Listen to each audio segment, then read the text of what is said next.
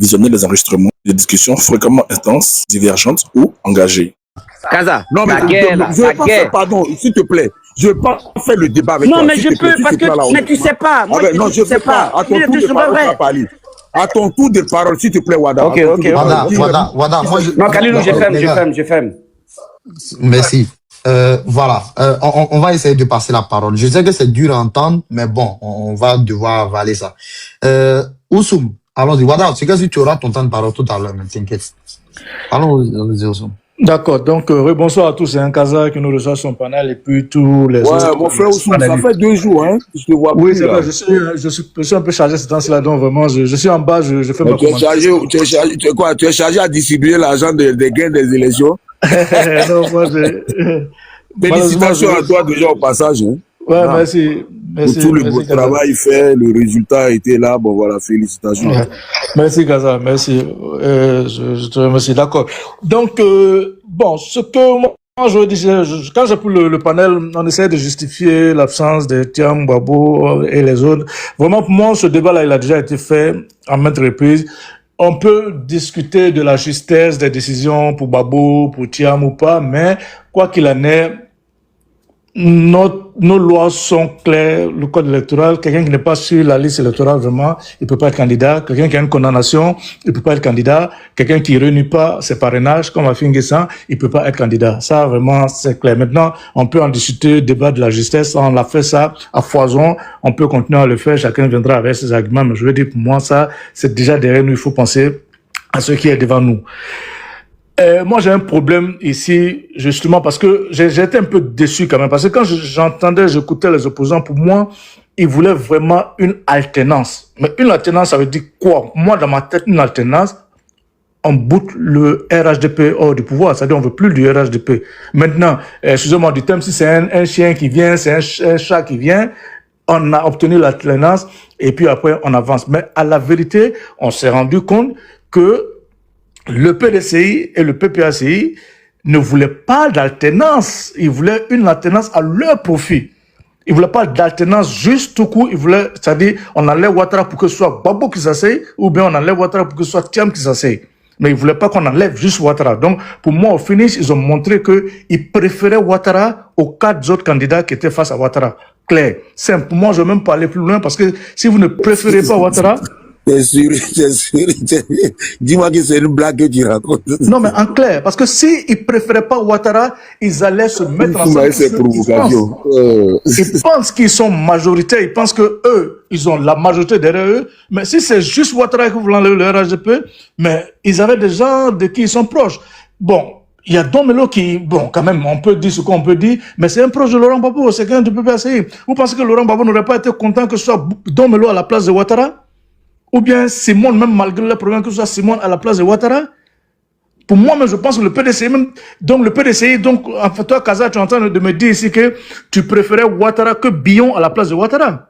Parce que si tu ne préférais pas Bion à la place de Ouattara, qu'est-ce qui vous empêchait de vous réunir derrière l'un de ces trois-là? Donc, pour moi, c'est ça que je tire, c'est l'enseignement que je tire. Pour te dire la vérité, hein, pour te dire la vérité, sincèrement, je préfère Ouattara à Bion, honnêtement. Voilà.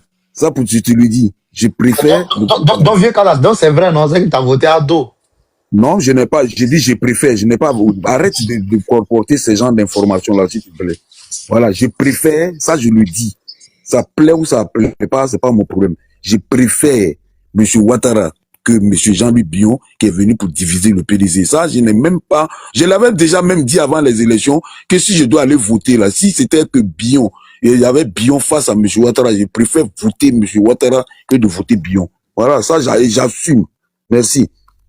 D'accord. Donc, en fait, Kaza confirme ce que je dis. Donc, c'est-à-dire que Babo et Thiam préféraient Ouattara que Simone, Domelo, André Lagou ou Jean-Luc Bion. C'est clair. Pour moi, vraiment, on peut tourner, on peut aller comme on veut, mais à la vérité, c'est ça. Ils l'ont pas montré directement, mais c'est ça à la vérité, c'est ça. Maintenant, oui, la question, est-ce que l'opposition doit participer aux législatives? Moi, l'opposition n'a pas vraiment le choix, parce que le problème, c'est que aujourd'hui, il y a une force qu'on semble ignorer, c'est les indépendants. Il y a plusieurs de nos élections, en fait, même après le RHDP, ce sont les indépendants qui ont été deuxièmes. avant d'aller ramener leur victoire à différents partis. Donc, si l'opposition se met en marge de cette élection législative, mais il y a des gens qui vont sortir de part et d'autre, même au sein de leur parti, qui vont venir lutter et ils vont venir prendre les places que l'opposition va laisser vacantes. Et finalement, cette opposition, avec tous les échecs qu'elle a subis jusqu'à aujourd'hui, venir encore se mettre dans une position où elle ne sera pas au pouvoir jusqu'en 2030, mais elle n'aura pas de représentant à l'Assemblée nationale, mais ça se fait harakiri. Vraiment, et l'opposition qui se rend compte de ça, et moi je l'ai dit depuis très longtemps que le PDCI, ils devraient s'apprêter pour les élections, ils vont aller aux élections, et même le PPAC va aller aux élections, parce qu'ils n'ont pas d'autre choix en fait. Si ils n'ont pas d'autre choix, parce qu'ils ne peuvent pas se tirer une balle dans la tête, et ça, ils ne le feront pas. Donc, soyez prêts, ils iront aux élections. Maintenant, avec la même liste électorale, finalement, pour moi, ça montre que finalement, c'est pas la liste électorale qui est le problème. Parce que on peut pas me dire aujourd'hui que la liste électorale est un problème en Côte d'Ivoire et quelqu'un comme Assalé Timoko, qui est un indépendant, va aller remporter face au parti au pouvoir. Et que le parti au pouvoir, des gens comme Kafana, qui est le président du directoire du RAGP, va perdre. Ou bien le président du Sénat, Aoussou Jeannot, va les perdre. Des ministres qui vont les perdre. Et on va me dire que la liste électorale a un problème. Non, la liste électorale n'est pas le problème. Le problème, c'est que le processus électoral en Côte d'Ivoire, il est fait de telle sorte que tout le monde peut suivre le processus. Tu as tes assesseurs dans le bureau de vote. L'une est transparente. Il y a des feuilles d'émargement. Il y a des tablettes pour vérifier les empreintes des gens. Donc, si tu suis tous les bulletins qui rentrent, on ne peut pas te voler ton élection. Ce n'est pas possible. Et des gens comme Assalé Tchomoko l'ont montré. Ce n'est pas possible. Donc, vraiment, l'opposition, pour moi, qu'ils viennent, mais le problème, c'est qu'ils ne sont pas majoritaires. Et cette élection-là a prouvé qu'ils ne sont pas majoritaires. Parce qu'avec les voix que le président Ouattara a obtenues dans cette élection, il aurait battu au premier tour. Même si Gbagbo et Thiam se mettaient ensemble, avec ces voix qu'il a eues là, il les aurait battus au premier tour à plus de 50%. Et ça nous a montré aux yeux de tous que cette opposition-là, elle n'est pas majoritaire. Et l'opposition sait qu'elle n'est pas majoritaire. C'est pour ça qu'elle joue sur certains éléments, mais elle s'est mise dans une position où on va aller, le jeu sera ouvert et tout le monde va voter. On verra effectivement son poids. Mais nous, on a déjà vu son poids aux élections intermédiaires, hein, mais on verra son nouveau poids. Aujourd'hui, moi, j'ai peur que l'opposition, avec son incohérence même, elle perde même d'autres électeurs donc, je pense même pas que elle pourra garder les sièges qu'elle a au jour d'aujourd'hui. Et donc, pour revenir un peu sur ce que Wada disait, mais Wada, bon, Guillaume Soro, il n'a pas, tu peux trouver qu'il est cohérent, hein, mais pour moi, il n'a pas le choix, parce que Guillaume Soro, il n'est pas dans le jeu, dans le processus en Côte d'Ivoire. Il n'a pas de parti politique, il ne vit pas en Côte d'Ivoire, il n'est pas électeur, il n'avait aucun siège, donc, si demain il n'a pas de siège encore, ça change rien pour lui. C'est 0 plus 0, ça reste 0. Donc vraiment, dès qu'il est cohérent, en fait, il n'a pas le choix. Il est dans une position où lui, il préfère que tout soit gâté, parce que lui, c'est déjà gâté pour lui. Donc si tout est gâté, bon, pour lui, ça peut peut-être créer une autre porte de sortie pour lui. Donc il n'a pas le choix. C'est pas une question de cohérence, c'est une question de... Mais mon problème avec Guillaume Soro, c'est que bon, il semblait toujours dans une posture qui fait qu'il n'arrange pas sa situation ni celle des partisans. Parce que ces partisans continuent à menacer le pouvoir, à se mettre dans certaines velléités. Lui-même, Guillaume Soro, j'ai vu que le président Ouattara a fait des pas vers lui. Le président Ouattara a gracié les gens qui sont autour de lui, les Touré Moussa, les Bamba et Satan Lamine, ils ont tous été graciés. Ils ont été graciés. Soro a commencé à parler au téléphone avec lui, mais il ne semble pas être dans des dispositions de paix. Il est toujours dans ces mêmes dispositions. Il se voit un enfant terrible. Mais bon, l'adversaire aujourd'hui, ça va être un peu compliqué. Maintenant, je chute. Bon, l'autre, il est descendu, donc je vais pas parler sur le beau. Donc, bon, je m'arrête là pour ne pas trop mobiliser la parole. Juste pour chuter, j'avais parlé d'un article tout à l'heure pour la loi le statut des anciens présidents, c'est l'article 54, hein, qui a fait que on a pu poursuivre Gbagbo sans que les députés se réunissent. Voilà, merci. Est-ce que tu es au courant, tu sais, voilà, je te pose la question à toi ou à Kalilou. Il me semble que, comment on appelle ça, la Constitution n'a-t-elle pas été modifiée pour le fait que un ancien président soit de fait comme siège au Conseil constitutionnel? Ça n'a pas été modifié, ça? Non, ça a toujours été comme ça. En fait, vu qu'on prend nos lois sur la France, En France, c'est comme ça que ça se passe. Donc, depuis Côte d'Ivoire, ça a toujours été comme ça. C'est une disposition. Il faut aller vérifier. Je crois que quand le président de la République avait fait modifier la Constitution sur la partie... C'est dedans encore. Attends, sur la partie... Sur la France. Ça, moi, je ne suis pas d'accord avec vous. Vous avez juste dit ça. Quand on prend nos lois sur la France, tu comprends. Même la composition même de notre constitution. C'est écrit. Laissez ça, les vieux du bas. Voilà. Non, ça n'a jamais changé. Ça a toujours été comme ça. Je ne sais pas si vous vous rappelez, en 2020, quand Bédi a posé sa candidature, il a écrit un truc pour renoncer à sa... Exactement, merci beaucoup. C'est à cause de cette loi. Dans le conseil constitutionnel, en fait. C'est en quelle année le président de la République a fait modifier la Constitution sur le fait... En 2020, ils ont modifié la Constitution. Qui quoi?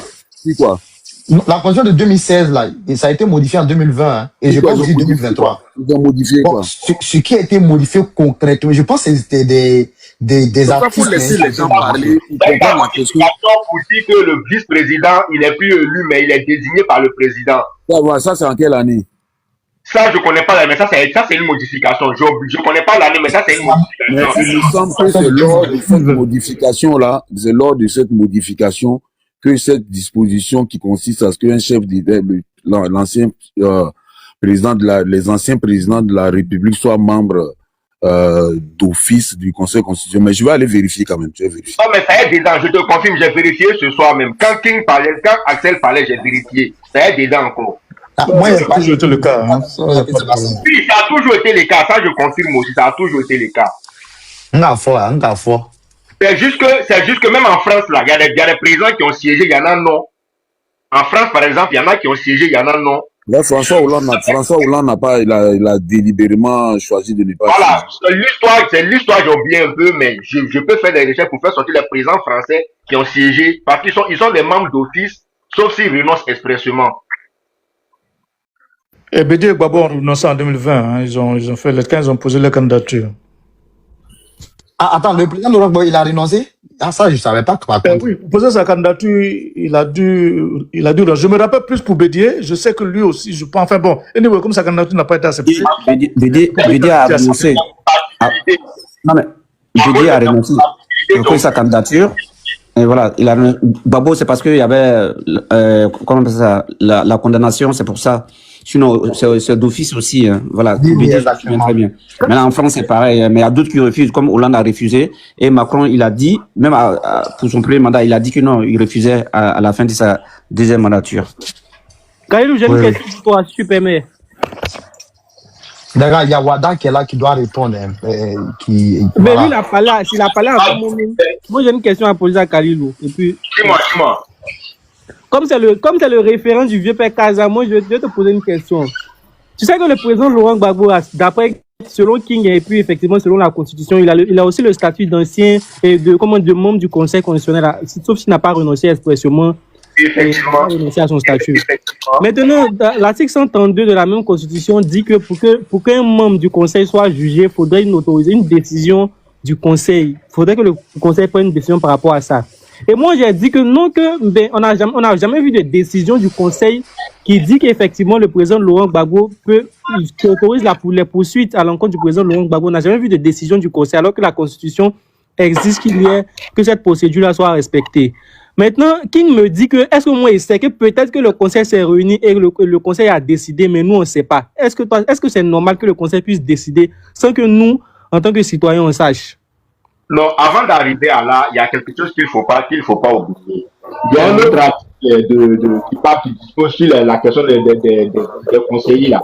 Il dit que le Conseil constitutionnel est renouvelable, c'est-à-dire c'est renouvelable chaque 3 ans. Il y a un renouvellement. Mais on est d'accord que les membres d'office tels que le président là, il n'y a pas de renouvellement pour eux. Effectivement. Donc, quand on parle de la condamnation là, est-ce que la condamnation ne parle pas des membres permanents du Conseil constitutionnel qui sont mis là? Ils n'ont pas précisé, ils ont juste dit membres.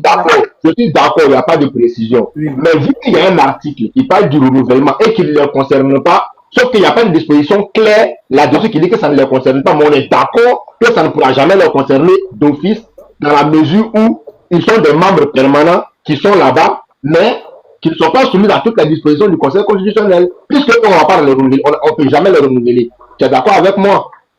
Je suis d'accord un peu. Donc, est-ce que le cas de condamnation là, ça ne concerne pas les membres qui sont nommés là, qui sont c'est-à-dire qu'on peut enlever et laisser là. Est-ce que c'est non, pas ce que tu entends de faire là, Jean, tu fais une distorsion et tu fais une interprétation vraiment. Ouais, les membres du conseil, on dit membres. La loi. Voilà, on dit membres. La loi dit pas membres du conseil constitutionnel. On dit membres. Pourquoi toi tu veux voilà.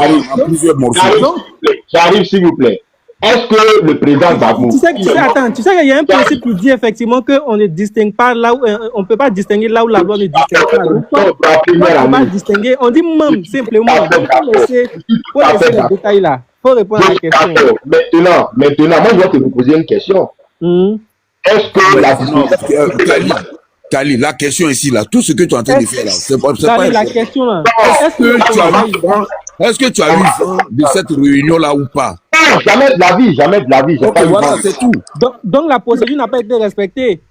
C'est ce que je suis en train de te dire. Voilà, donc King, la procédure n'a pas été respectée. Maintenant, pour te répondre. Attends, Axel. Oui, vas-y. Dis que les membres du conseil qu'on peut les renouveler là. Est-ce que ça concerne le président? Non, il faut laisser renouvellement là. Tu sais, nous on va ailleurs. Allons Axel, est-ce que tu as lu aussi? Est-ce que tu as lu aussi tout l'article? Parce que moi, c'est maintenant que je suis devant l'article. J'ai lu, c'est l'article 132. Oui, mais attends, je lis. Hein. On dit aucun membre du Conseil constitutionnel ne peut, pendant la durée de son mandat, être poursuivi, arrêté, détenu ou jugé en matière criminelle ou correctionnelle qu'avec l'autorisation du Conseil, sauf les cas de flagrant délit. Oui.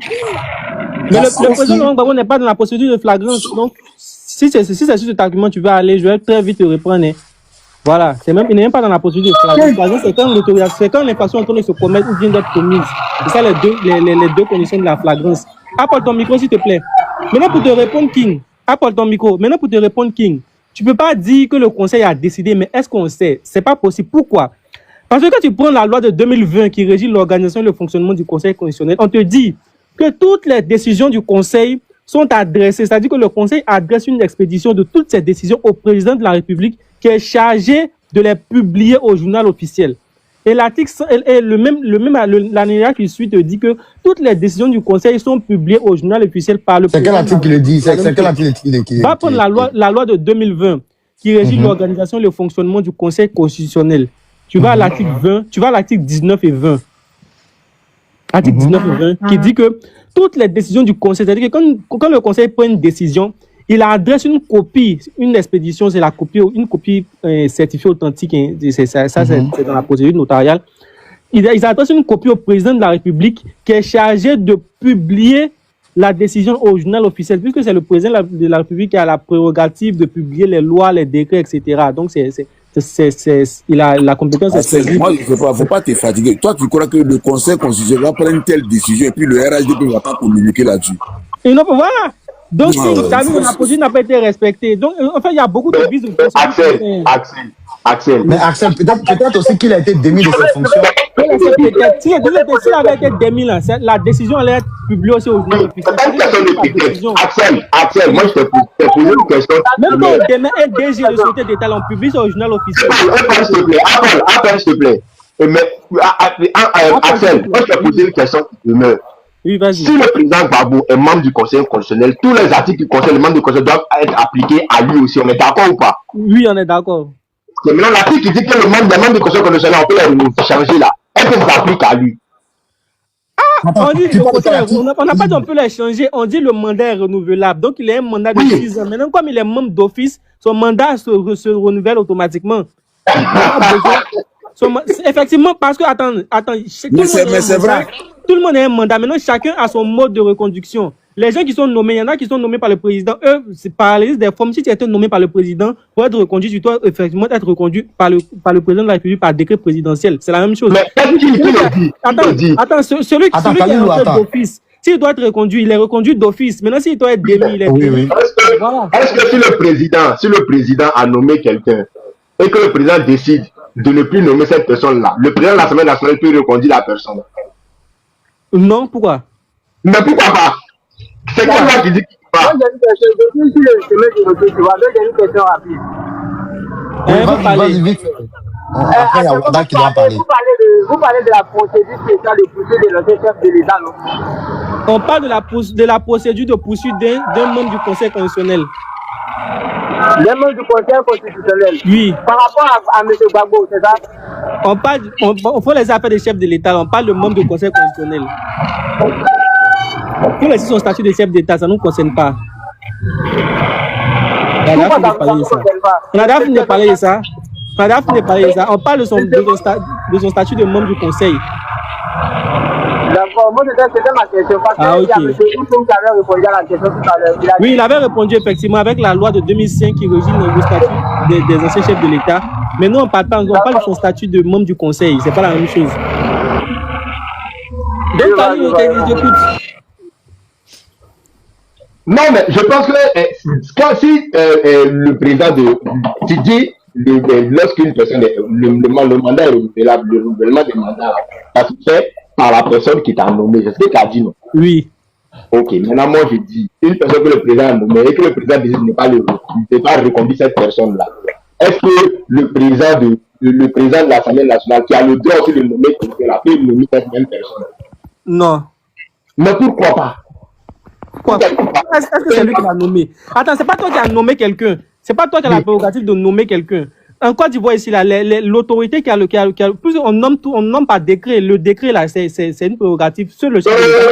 Attention. Le président de l'Assemblée nationale ne nomme pas par décret, pas prendre décret. Non, écoute-moi. Je dis la nomination. Ça c'est un mandat électif. C'est pas la même chose. C'est un mandat électif. Tu sais. Moi je parle des gens qui sont nommés. Non, je parle des gens qui sont nommés. Quand tu es nommé ici, là, tu es nommé par décret. Et le décret, c'est une prérogative du chef de l'État. Est-ce que le président de l'Assemblée nationale a le droit de désigner une personne au Conseil constitutionnel? Oui, mais il a un représentant, il a le droit de désigner quelqu'un, oui, effectivement. Mais attends, faut te calmer, il ne faut pas confondre. Il y a le mode de désignation, puis il y a le nombre de nominations qui n'est pas la même chose. On peut attribuer une compétence à une autorité pour désigner un individu pour faire partie d'une composition. Mais quoi qu'il en soit, la décision finale qui va entériner sa nomination, c'est le décret présidentiel. C'est pas le président, c'est comme le président de la CEI. Voilà. Il est voté par ses pairs, mais le décret, c'est le président qui signe le décret. Voilà. C'est un décret de validation, c'est pas un décret pour dire que ce que tu as dit là. Je suis d'accord, je suis pas d'accord. Il valide pour donner une valeur légale à la chose. Donc, réellement, la nomination se fait par la personne qui désigne. Non, c'est pas vrai. C'est pas vrai parce que tu peux proposer, puis le président va dire non, il va pas signer le décret. Non, c'est pas possible. Oui, ça existe. Par exemple, est-ce que tu sais que normalement, c'est le président. Il faut te calmer. Prenons le cas, par exemple, de la composition du gouvernement. Les ministres, là, ils sont nommés par le président de la République officiellement. On est d'accord sur ça au moins? Effectivement. Mais est-ce que tu sais que le premier ministre, en tant que chef du gouvernement, c'est lui qui a la prérogative de proposer tous les ministres?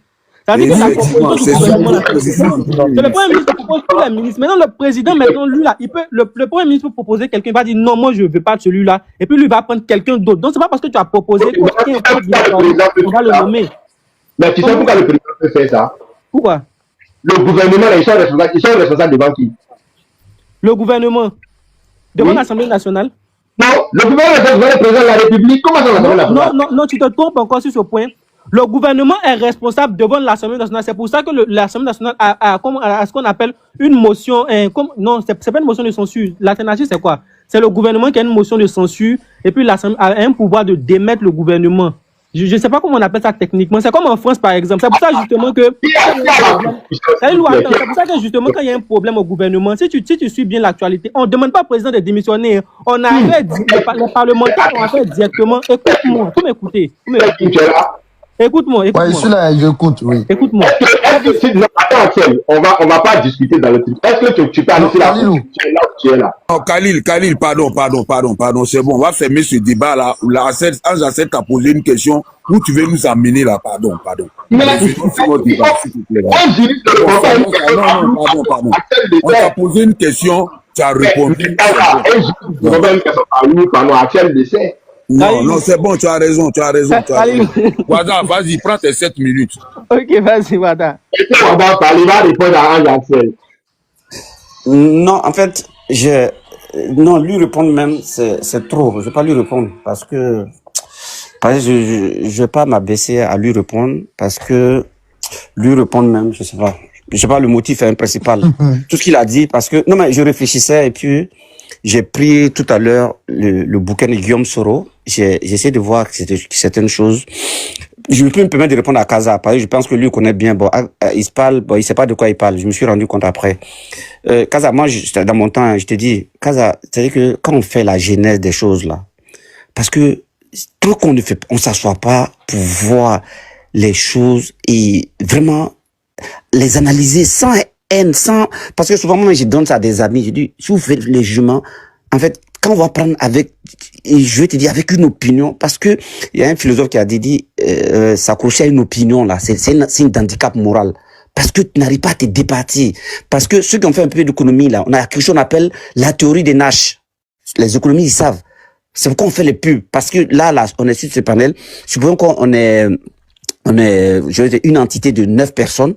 Si 7 personnes disent que, par exemple, il y a une chose qui est bonne, les deux autres, il y a 90% de chances qu'ils s'adaptent à la volonté, à ce que les autres disent. Quand bien ils n'ont pas testé la chose. Parce qu'ils se disent que la majorité dit que c'est ça. Je pense, donc c'est ça. Moi, je pense que ça arrive. Donc, quand on dit des choses, mais ce qui est bien en politique, là, c'est que la politique, c'est qu'elle est bien, c'est que c'est tellement dynamique et le raisonnement même quoi politique. Je prends un exemple. Thiam a disparu. Il n'était pas encore du voyage vers 3 ans, mais sa présence, regardez comment ça a boosté le PDCI. Parce que moi j'ai dit, les esprits saugrenus vont se mettre, ils vont crier leur haine viscérale avec notre leader. C'est pas un problème ça. Pour nous, c'est un épiphénomène parce que nous, on a une certitude. Le jour que ce jeune homme-là, il va rentrer sur la terre de ses ancêtres, il va prendre le micro. On verra qui il est. Parce que tout ce qu'on dit, c'est vrai. Aujourd'hui, là, moi, je dis, on est dans les ténèbres. On est dernier de la classe. Ça, je le dis. Oussoum, même, je le remercie pour son intervention. Parce que lui, il dit quelque chose qui est réel. Parce qu'il dit, même ce qu'il dit sur moi, voilà, moi, j'aime les hommes comme ça. Il a dit posément, il a dit, et moi, je suis d'accord avec lui. La situation fait qu'aujourd'hui, on est dernier de 0 plus 0, 0. Non, mais moi, je trouve qu'on n'aime pas 0. On est au moins 1000e étage. On est en bas. On n'a même pas atteint même la surface 0 pour dire comment monter. C'est pas grave. Mais ça nous forge. Ça nous forge notre capacité à dire qu'on suit quelqu'un. On a une confiance inouïe en lui. Quels que soient les jugements qui seront faits. Et puis nous, moi, je dis à d'autres, ceux qui viennent sur les panels, il a quel niveau d'études, ils sont comme ci, comme ça. Laissez. Le jour qu'on va dire, prenez une feuille, venez travailler si ça vos intelligences, là, les diplômes, là. Vous pouvez appeler certains militants de GPS. Vous allez voir que tout le monde n'est pas, on n'est pas tous des profanes. Voilà. On peut écrire comme vous un peu. Mais nous, c'est pas un problème, ça. Nous, on parle de politique. Guillaume Soro, là, la politique, là, il a fait. Et il a bien fait. Voilà. Moi, je le dis haut et fort. Non seulement, moi, je le dis, et vos leaders respectifs ont reconnu les mérites dans son travail. Vous tous. Donc, arrêtez. Vous avez dit qu'il n'a aucune valeur, mais il n'a aucune valeur là. Les Kalilou là qui crient sur les panels RHDP, Ouattara. Mais eux tous, à un moment, ils ont glorifié ce jeune homme là. Sauf si on peut être de mauvaise foi, il n'y a pas un militant de RHDP qui n'a pas dit que celui là, vraiment, il a mené une bataille. Mais tous. Mais aujourd'hui, on va dire tout. Guillaume Soro, on va le traiter. Je dis pas qu'il est infaillible. Non, moi je le dirai pas. Mais le président Gbagbo. Pour ceux qui suivent Gbagbo qui passent sur les panels, il a dit que professionnellement, ça a été son meilleur premier ministre. Il l'a dit. Vous pouvez mettre ça vous connaissez quoi dans la politique que Gbagbo. Mais le président Ouattara, là, si quelqu'un qui est tant est-il qu'il est nul, connaît rien, pourquoi il va le garder auprès de lui pendant plus de 8 ans? Auprès de lui. Mais les gars sont sérieux. Vous ne connaissez rien dans la pratique politique. Vous êtes sur les panels parce que non. L'école que vous avez, les études que vous avez faites là, nous on les a faites aussi. Ça je vous le dis. Mais en aucun cas moi je vais gagner parce que j'ai étudié un peu. Je veux me comparer à quelqu'un qui n'a aucun diplôme, qui connaît la politique que moi. Moi je te dis, moi j'ai étudié simplement, mais je connais rien en politique. La politique c'est autre chose. On n'a pas dit on va donner faut résoudre voilà. Qu'on appelle ça, je vais dire, voilà, il y a, voilà, la loi de Monte Carlo, faut venir la démontrer. Non? Voilà, c'est la loi de probabilité, c'est pas ça, hein. Ça, je vous dis, c'est pas ça. On est en politique. Il y a la gestion des humains. Il y a non seulement c'est un peu petit jet. Ça, la capacité de gérer l'humain, là, c'est une force. Ça, je vous dis. Et la capacité de leadership, là, c'est une force. C'est pas tout le monde qui a le leadership nécessaire dans la vie. Guillaume Soro, est-ce qu'il a ce leadership? Non, oui. toute sa bataille qu'il les a menée, là, il a mené avec âne et avec pugnacité, qu'on le veut ou pas. Et je vous dis, quand vous dites qu'en 2002, là, Guillaume Soro, il était étudiant, hein, ça je vous le dis, il n'est pas militaire. Et la crise en Côte d'Ivoire, là, en ce moment même, moi, le début, j'étais en Côte d'Ivoire, là, en Côte d'Ivoire, là, au début, là, où on dit ça tirait les rebelles et les forces loyalistes, là, c'était les 2 premiers jours. 3, 4, c'est tout. Après, il y avait plus. C'est pas comme chaque jour sur le front, non. Donc, Guillaume Soro, quand vous dites que non, les partis prennent les gendarmes, où? Mais quand j'entends Kaza dire ça, sa méthode, effectivement, les 2 premiers jours, quand ils sont venus, ils ont raté les tentatives de coup d'État, ils sont remontés au nord, là-bas. Là, il y a eu ils sont allés attaquer les camps. Là, je sais, mais Guillaume Soro, il était où? Il n'était rien. Il est venu quelques semaines après. Mais même les responsables, même, ils l'ont dit. Donc, moi, quand à vous entendre, ouais, le jeune, il était là. Il était étudiant, à 29 ans. Ah là, j'ai une ambition maléfique. Je vais aller prendre, je vais aller payer des armes. Il était tellement riche. Il a payé toutes les armes. Il a payé tous ces militaires là. Il dit, ben écoutez, c'est moi Guillaume Soro. Je vous paye. Aujourd'hui, c'est le 19 septembre. Allez-y trucider tous les gendarmes qui sont là-bas. Après, quand vous avez fini de les trucider, moi, je vais prendre la responsabilité. Mais non, l'histoire aussi n'a pas été comme ça. Ça n'a pas été comme ça. Et après là, les gars vivaient en Côte d'Ivoire, ils vivaient tranquillement. Mais le président Gbagbo, il est parti à Bouaké. Et tous, mais ne faites pas comme si c'était 2 factions qui se tiraient matin, midi et soir. Non, mais c'est pas possible. Quand on entend les choses, on dit, mais attends, ou bien c'est cette Côte d'Ivoire, ou bien les gars nous mentaient.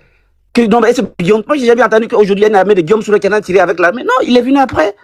Et lui-même, sa base, mais c'est la base politique. C'est pourquoi ils ont fait les accords. Il était partout. Moi, je vous dis, hein, les Kaloulou, vous, tu suivez RADP, tout, là. RADP, là. Quand ils faisaient en 2001, là, Gbagbo a dit, ils ont dit que M. Ouattara n'est pas candidat aux législatives. Il n'était pas candidat. Il n'y avait rien. Gbagbo, il était droit dans ses bottes. Il n'est pas candidat. Aucune mouche n'a volé en Côte d'Ivoire. On n'a rien vu. Maintenant, là, Guillaume Soro, dans sa rébellion, là, dans la rébellion où il était le secrétaire général, là, tous les accords, là, il était partie prenante partout. Et c'est à la suite de ça, la candidature de Ouattara. Vous pensez que le président Gbagbo, sans aucune pression, M. Ouattara serait candidat en Côte d'Ivoire? Les gars, ouvrez les yeux, hein. C'est pourquoi vous tous vous avez reconnu ces valeurs. Moi, je voulais te poser une question. Non, mais j'aime pas bien te répondre à vos questions. Non, il n'arrive pas. Maintenant, lui me parle il n'a aucune valeur. Mais s'il n'a aucune valeur, c'est que l'État même, nos leaders là, vos présidents n'ont aucune valeur, puisque ça a coquiné, travailler avec quelqu'un, le nommer Premier ministre, quelqu'un qui n'a aucune valeur, sur tous les plans que tu dis, mais faut en vouloir à tes responsables. Tu leur dis, mais attendez, quelqu'un qui n'a autant aucune valeur, vous le prenez combien de fois? 3 fois Premier ministre d'un pays, mais c'est pas possible. 2 fois, pourquoi? Il n'a aucune valeur. Moi, toi, est-ce que tu es d'accord avec ça?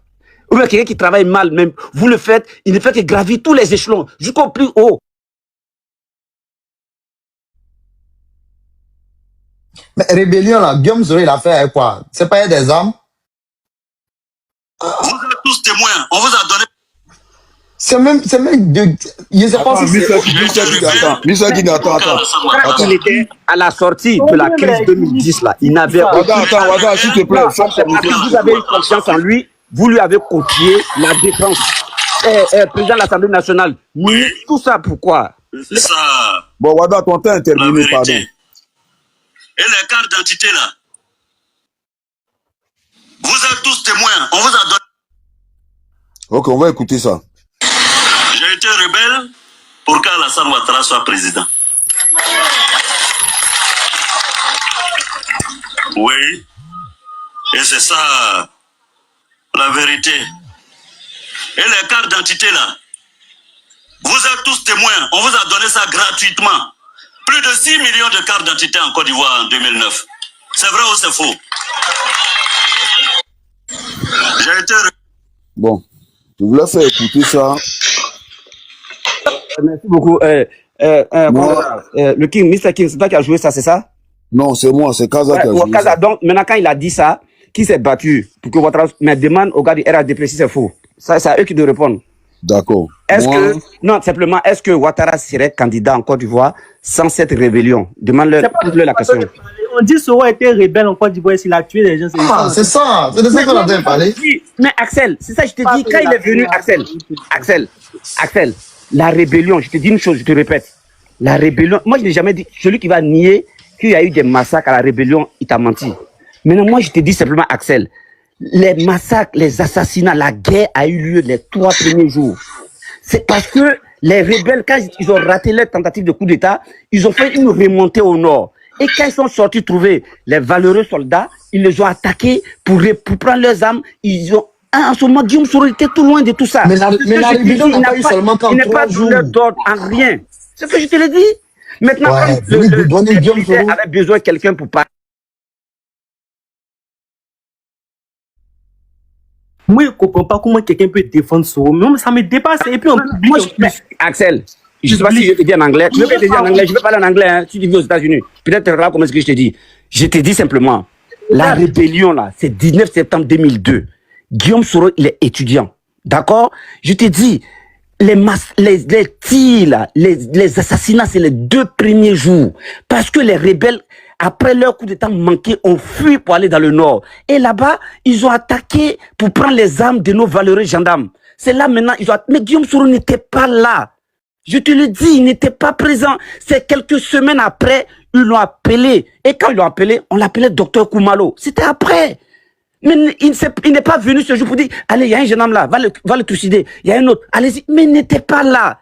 Et puis la crise là, après, mais la vie continuait. On n'a jamais, à part les 3 premiers jours. C'est pas comme, les gars vivaient comme, normalement, puisqu'il y a la flamme de la paix, tout. Donc, arrête, moi, ça nous dérange quand vous dites comme, vous faites passer Guillaume Soro, parce que l'image que vous donnez là, ça, je te jure, partout, c'est ce qui sort.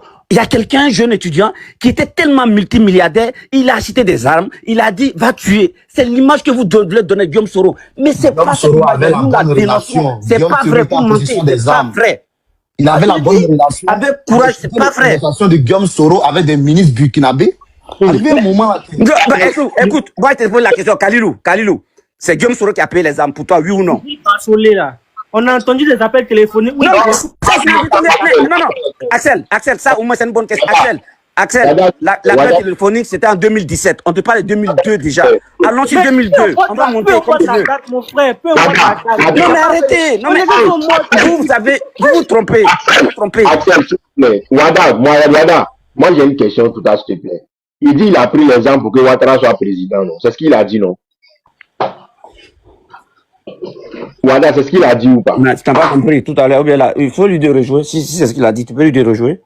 Ah, non, toi, tu sais pas ce qu'il a dit? Il a dit ça, hein? Il a dit ça, hein? Tu peux lui dire rejouer. Vieux Kaza, pardon, faut rejouer, pardon. Il a dit pour que Ouattara soit candidat, c'est président, c'est ce qu'il a dit, non? Ou bien? Il a dit ça, Kalilou, on a entendu? Ok. C'est ma question là, sinon. Ah bon, vas-y, Kaza. Attends, Kalilou, attends. J'ai été rebelle pour qu'Alassane Ouattara soit président. Oui. Et c'est ça la vérité. Et les cartes d'identité là, vous êtes tous témoins. On vous a donné ça gratuitement. Plus de 6 millions de cartes d'identité en Côte d'Ivoire en 2009. C'est vrai ou c'est faux? J'ai été rebelle pour qu'Alassane Ouattara soit président. Voilà, Wada, tout le monde a entendu. Donc, Wada, moi, je c'est pas la rébellion qui a mis Ouattara président, il y a eu des élections. T'inquiète, Oussoum. Le Soro Gamdi, lui, il est devenu rebelle pour que Alassane Ouattara soit président. Ça veut dire que le seul but de son combat là, c'est pour que Ouattara soit président. Est-ce qu'on peut comprendre ça au moins? Mr. King, tu peux me confirmer qu'on peut sous-entendre ça quand même? Je ne me trompe pas. Oui, c'était son but. Maintenant, Ouattara pouvait être candidat dès 2005. Après Marcoussis en 2003, là, il pouvait être candidat déjà. On est d'accord ou pas aux élections de 2005? Puisqu'il y a eu les accords, il pouvait être candidat. Donc le combat était fini. Les accords ont découlé de quoi? Oui, la rébellion, c'est ce que tu as dit, non? Oui, mais non, mais c'est des faits, c'est clair. Justement, ça veut dire qu'à partir du moment où Ouattara pouvait être candidat, là, il n'y avait plus de combat à mener, puisque l'objectif était déjà atteint. Mais justement, tu dis la même chose. Je sais pas ce que tu dis. Tu dis la même chose. C'est un développement, tu vas comprendre. Donc, on est d'accord que dès lors que Ouattara est revenu à la liste électorale, il est devenu candidat là. Le combat était fini. Quoi? On est d'accord, non? Est-ce que Wada m'entend? Moi, je t'entends, va droit après ce que tu dis. Donc, je dis, à partir du moment où Ouattara pouvait être candidat là, il n'y avait plus de combat à mener, puisque l'objectif était déjà atteint. Vrai ou faux? Mais je sais pas, tu veux, ce que tu veux insinuer, arrête de me poser des questions. Moi, je te réponds. Parce que ce que tu dis là, tu t'attends, je comprends ce que tu dis. Ah, ok. Va droit au but, ce que tu dis, développe. Moi, je prends la parole, voilà. Ouais, tu racontes trop des choses, tout ça. Moi, je sais pas. Le gars, il a dit une phrase tellement claire, t'es en train de tourner avec ça. Il dit, si tu n'as pas compris, moi, je vais te répéter. Au lieu d'aller tout loin. Il dit, quand lui, il était chef de la rébellion, là, c'est ce qui a mené le président, ils ont tordu la main au président Gbagbo avec les différents accords. Et, in fine, les accords ont permis à M. Ouattara d'être candidat. Alors, donc, on est rebelle, c'est avec accord on fait rébellion. Non, mais je sais pas si tu comprends, hein, mais ce qu'il te dit là, est-ce que, il y a une chose, est-ce que, à la fin là, moi je te dis, il y a une chose qu'on appelle, tu sais ce qu'on appelle, excuse-moi, Kalilou, tu sais ce qu'on appelle un passager clandestin, c'est quoi? Tu sais ce que c'est? Je ne connais pas. Voilà, un passager clandestin, ça veut dire, par exemple, moi j'organise quelque chose, mais il y a autrui, quelqu'un qui est auprès de moi, qui ne fait rien, il fait aucun effort, mais il en tire les bénéfices. C'est ça. Maintenant, la rébellion, là, on te dit... Donc, dans la rébellion, il n'a tiré aucun bénéfice, c'est ça, non? Non, mais... Non.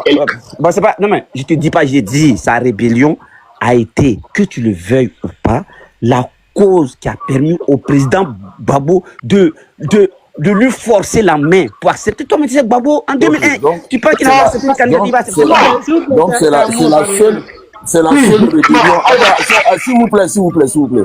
C'est la seule rébellion au monde où il n'y a eu personne de mort. Où il n'y a pas eu de dégâts Non, quand la personne a dit ça, mais je te l'ai dit, la personne a dit ça. Mais quand tu as posé la question tout à l'heure à Serge Hassel, dis-moi ce que monsieur, donne-moi un acte que monsieur. Mais ça, je te dis, mais à ce moment, au moment où il y a eu les assassinats, il n'était pas encore dans la rébellion.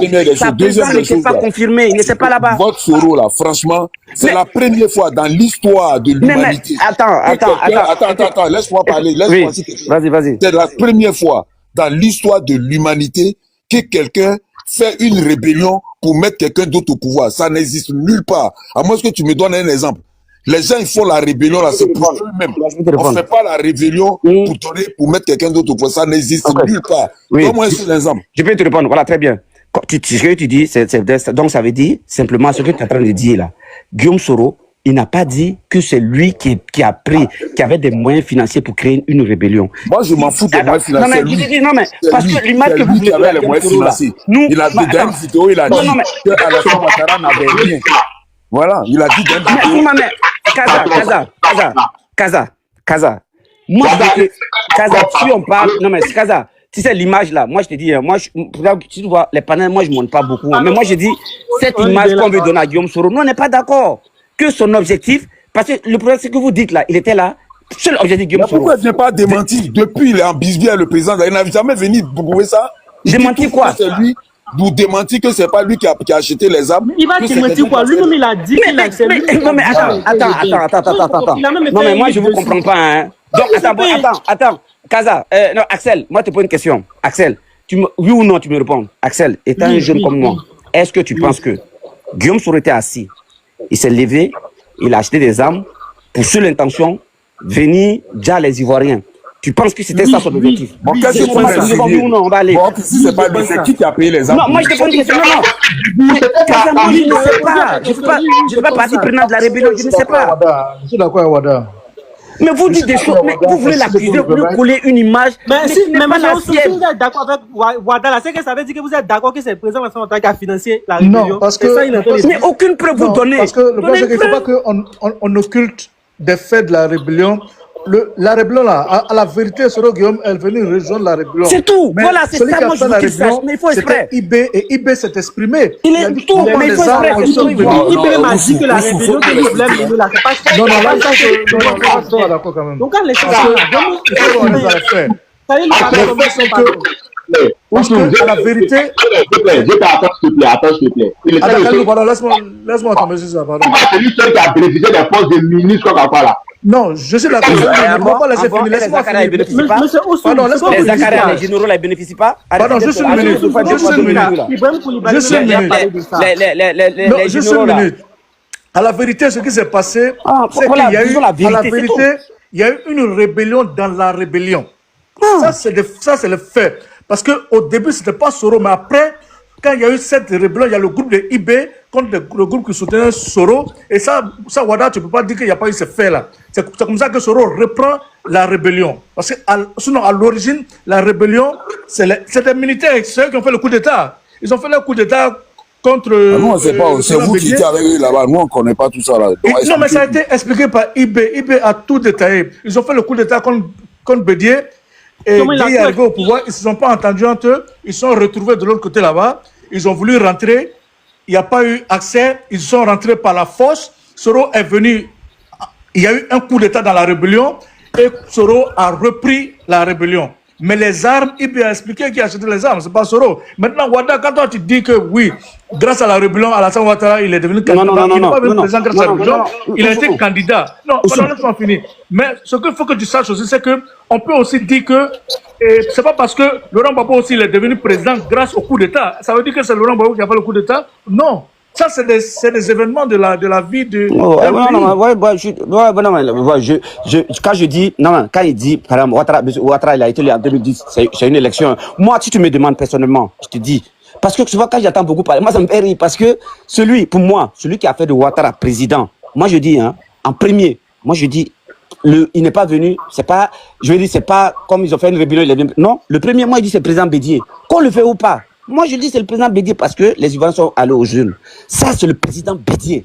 Malgré... Et moi, je rappelle à tous ceux-là, ceux qui crient là, que M. Ouattara a connu ses plus graves crises de sa vie politique avec Bédier. Bédier a fait de lui un président. Donc, moi, les problèmes politiques là, on peut les résoudre en une fraction de seconde. Donc, M. Bédier, il a appelé à voter M. Ouattara. Il a été président. Donc, de la même manière, moi, j'ai dit, la rébellion là, la rébellion, c'est ce qui a forcé, ça a été un moyen de pression pour essayer d'accepter la candidature de M. Ouattara. C'est tout ce que je dis. Maintenant, d'autres peuvent dire c'est faux. Mais je leur rappelle que leur journal, là, le Patriote, a fait de Guillaume Soro, après l'arrivée du président à la tête de la Côte d'Ivoire, on a fait du l'homme de l'année, le courageux. Bon, voilà, tu as 1 minute pour chuter. Moi, voilà, donc moi, c'est pour les besoins culturels. Il est l'heure que je descende. Maintenant, moi, je veux dire, les gars, il y a une nouvelle génération qui est là. Voilà. Je pense que les espaces comme ça, qui nous ont permis de voir des hommes qui ont des talents politiques. Voilà. En premier lieu, je vais citer le sage. Ouais, je vais citer le sage. Bonsoir à tous les grands frères. Bonsoir à tous les grands frères. Donc, attends, je termine, je descends, pardon. Donc, moi, je dis... Vous avez fini de liquider les Ivoiriens maintenant pour génération nouvelle. Voilà, donc je dis qu'aujourd'hui, on a des personnes comme les Kazakhs que je qualifie, que moi je trouve franchement, aujourd'hui, moi je suis pas communicant de GPS, ça je le dis encore, je suis un simple militant. Les grands communicants sont là. Vous devez affaire à eux, ils vont faire plus de développement que moi. Moi, je parle simplement parce que quand j'entends des inepties, il faut que je parle pour dire non. Les images les plus acerbes que vous donnez à ce grand homme-là, moi, je dis non. Donc, c'est pas vous nous trouvez sur vos chemins. Voilà. Et puis, vos trucs il n'est pas à l'école, il n'est pas diplômé, vos diplômes gardés pour vous là-bas. Donc, moi, ce que je veux dire. L'imbécile là, il tape là, c'est pas insulté. J'ai dit, j'ai pris sur l'imbécile. L'imbécile là, c'est pas insulté seulement. Mais moi, j'ai pas dit imbécile là. Non, moi, j'ai pas dit imbécile. Tu parles de quoi même? Sur les de Paris, ton vote libéral là. Pardon. Non, mais Kalilou, je n'ai pas insulté ici. Non, jusqu'à présent, non. Je n'ai pas insulté quelqu'un. Non, on a débattu. Quand j'aime parler de Kaza, on ne s'insulte pas. Même le jeune frère qui a, même à quel cas parler, moi je ne dis pas, non. Je n'ai pas vu quelqu'un insulter ici. Non, Kalilou, ton micro là, vraiment, tu es dans la piscine ou bien? Voilà, je n'ai pas vu quelqu'un insulter. Donc, moi j'ai dit, aujourd'hui, le débat que j'ai vu pour l'opposition ivoirienne, moi j'ai dit, je n'ai pas la prétention de juger. Non, j'ai dit, je donne mon point de vue sans juger. Et parce que je sais, la vie politique, de façon pécuniaire, on a besoin d'un peu de rentabilité financière pour fonctionner. Ça, pour la vie humaine est faite ainsi. Maintenant, moi j'ai dit, les anciens ont commis des erreurs que moi je souhaite que la nouvelle génération, on a eu cet espace d'échange numérique qui est quand même TikTok, qui nous a fait voir des personnes de grande valeur comme Kaza, quand bien même Iti de façon sur mon leader, mais je pense que moi, personnellement, je trouve que c'est un grand homme. Sincèrement, je le dis, moi, pour moi, c'est ce que j'ai mis devant pour le moment. Donc, ça fait plaisir de voir d'autres. Maintenant, parce qu'ils font les analyses sans haine, quoi, et qui disent des trucs qui sont vrais. Donc, Kaza, moi, je vous dis, aujourd'hui, quand le PDCI a été mis à la lumière par leur président, j'ai marché avec lui. Il y a 2 semaines de cela. J'ai vu la force qu'il dégage. C'est que c'est un grand homme. Est-ce qu'il a il a un avenir? Il a un bel avenir pour la Côte d'Ivoire. Maintenant, nous, ce qu'on souhaite, c'est que, on a vu, il a relevé le PDCI. Nous, notre leader, pour le moment, moi, je pense que la Côte d'Ivoire a besoin de tous ses fils et ses filles. Maintenant, il y a d'autres qui espèrent qu'ils vont aller chercher. Nous, notre leader, vous pouvez le mettre dans les geôles à Abidjan. Il y a d'autres qui l'espèrent. Nous, on ne l'espère pas. Mais on accepte leur point de vue. Bon, on espère que l'espace politique sera ouvert et que notre leader pourra rentrer en Côte d'Ivoire et que les problèmes politiques seront réglés de façon politique. Ah non, il n'a qu'à rester hors. Et que vraiment, il va utiliser son instrument politique pour aller à la rencontre aussi de ses militants pour que le jeu politique se fasse dans la paix. Oui, d'accord. Vieux Wada. Il y a des motions pour toi. Non, il est là, quoi. Pour les besoins culturels, s'il vous plaît. D'accord. Mais je remonte pour un petit temps. Les gars, s'il vous plaît. Ouais, merci, Mr. King. Il dit pour des besoins culturels. Culturel. Non, culturel. Autant pour moi. Le culte de la personnalité. Eh vieux, ça va de ça. Tiens. Oui. Bon, il a compris. D'accord, vieux Wada. Attends, je reviens. Ce n'est pas bloquer la place, quoi, et puis être puis l'omerta total. Donc, je préfère laisser pour demander après. Ok, il n'y a pas de problème. Merci les gars. Sinon, vive le président Guillaume Soro et vive la paix en Côte d'Ivoire. Président quoi, hein? Le leader des leaders. Leader, mais toi, pardon, vieux, pardon. Toi, King, là. Vous tous là, vous allez venir avec nous. Un problème. Ça fourle, c'est un Inch'Allah. Astaghfirullah. Allez, bisous les frères. Ouais. Hein, vieux. Bon, ça là, faut que... Je me désolidarise. Super, je me désolidarise. C'est mieux comme ça. C'est même Guillaume Soro là que nous connaissons là ou bien il y a un autre. Normalement, même à défendre Soro, le seul fait de défendre Soro, mais ça doit être une infraction, normalement. Mais si, moi je suis d'accord. On va le mettre en prison. Mister là. Bonsoir, Mister King là. Bon, ok, oui, le grand. Bon, les gars, s'il vous plaît, faudrait qu'on restructure maintenant le live. Il y a de nouvelles personnes qui sont venues. Bon, il y a Masqué qui est là. Après Masqué, il y a Coco qui est là. Et puis voilà. Fait les Soro Guillaume là. Vraiment. Bon, Masqué. Alors, hein, tu prends tes 5 minutes. Et puis voilà. Bonsoir tout le monde. Bonsoir. Excusez-moi, je dois défendre Kaza. Vraiment, merci. J'ai une petite urgence. Donc, je vous réponds. Ah, d'accord. Ok, il n'y a pas de problème. Merci à toi. Tu viens quand tu veux, Oussou. C'est chez toi. Doucement. Oui, bon, moi j'étais monté parce que il a évoqué. Bon, je pense que le sujet que le grand frère a mis, si je ne me trompe pas, je m'étais déjà prononcé une première fois là-dessus, mais je peux quand même me prononcer une seconde fois. Moi, j'avais déjà dit que pour moi, c'était 2 événements, même si on les inscrit dans la même tendance, c'est-à-dire élective. Pour moi, c'était 2 événements différents parce qu'elles avaient pour objet de conquérir 2 pouvoirs différents. Un pouvoir présidentiel auquel, par rapport aux péripéties qu'on a assisté, le PDCI et d'autres partis de l'opposition n'ont pas pu présenter des candidats et ont décidé en conséquence de boycotter les élections. Et du pouvoir législatif, justement, qui est le contre-pouvoir par excellence au pouvoir présidentiel. Donc, si on peut faire une lecture simple en procédant par, on va dire, principe. Si le premier principe que l'opposition a posé est de dire que le RHDP est la cause de tous les malheurs des Ivoiriens, et que pour sortir les Ivoiriens de ce malheur-là, il fallait que eux soient les présidents, mais malheureusement ils ne sont pas le président et que c'est le RHDP qui continue de gouverner. Alors, pour rester cohérent justement avec la lutte pour, je veux dire, la libération, entre guillemets, pour reprendre un propos qui a été un peu problématique quelques jours avant la campagne, pour la libération de ce peuple qui souffrerait sous le régime RHDP, qu'il soit pertinent pour eux justement d'aller à la conquête du pouvoir législatif, à l'effet justement de pouvoir bien contrôler l'action gouvernementale et pourquoi pas la contrarier et pourquoi pas même orienter l'action gouvernementale, je veux dire, dans son intérêt. Dans les grandes démocraties, je veux dire, où le pouvoir législatif est assez partagé, où il n'y a pas de majorité absolue, généralement, ça nous oblige à faire des concessions, des arbitrages, et le programme n'est pas toujours déroulé par le gouvernement comme il entend, mais il doit faire des concessions. L'exemple le plus emblématique, le grand frère Kaza qui est sur l'actualité française certainement, sur la question de la réforme de la retraite qui avait fait tant marcher les Français, il me semble qu'ils ont dû la suspendre. En tout cas, la question de la suspension a été évoquée il n'y a pas trop longtemps. Preuve que effectivement, l'ancien le premier ministre sortant Bayrou là, voilà, c'est ça. Et donc preuve en est que si le pouvoir législatif, on n'est même pas en train de demander à l'opposition d'avoir une majorité absolue.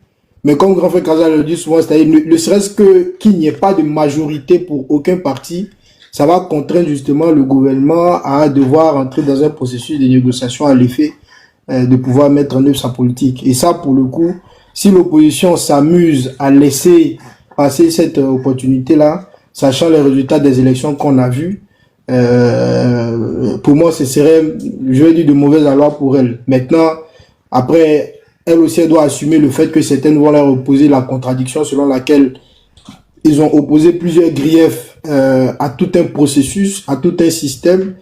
Donc, d'abord à l'institution CEI.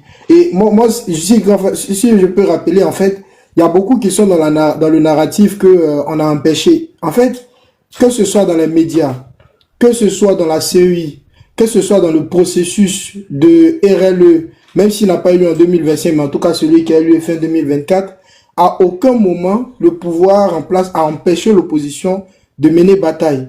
Je veux dire que c'est l'opposition elle seule qui se retire des plateaux télé estimant qu'elle n'est pas traitée à son aise.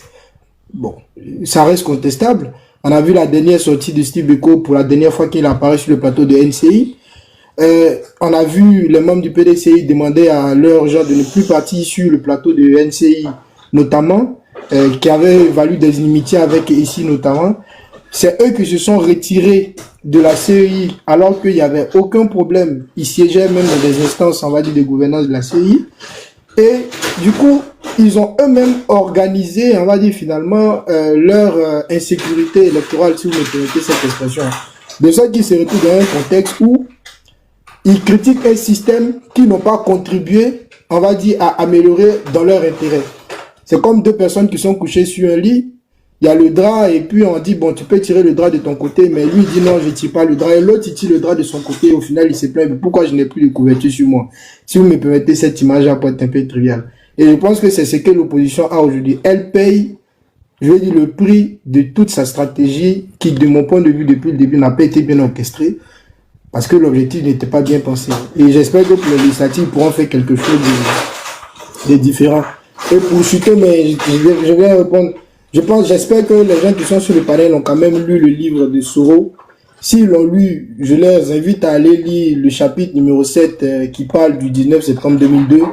Et il contredit totalement ce que Wada a dit. Parce que quand tu utilises le pronom nous, pour faire la narration d'un événement, du début jusqu'à la fin, en langue française de ce qu'on nous a appris, ça veut dire que tu étais aussi parmi les acteurs de cette affaire-là.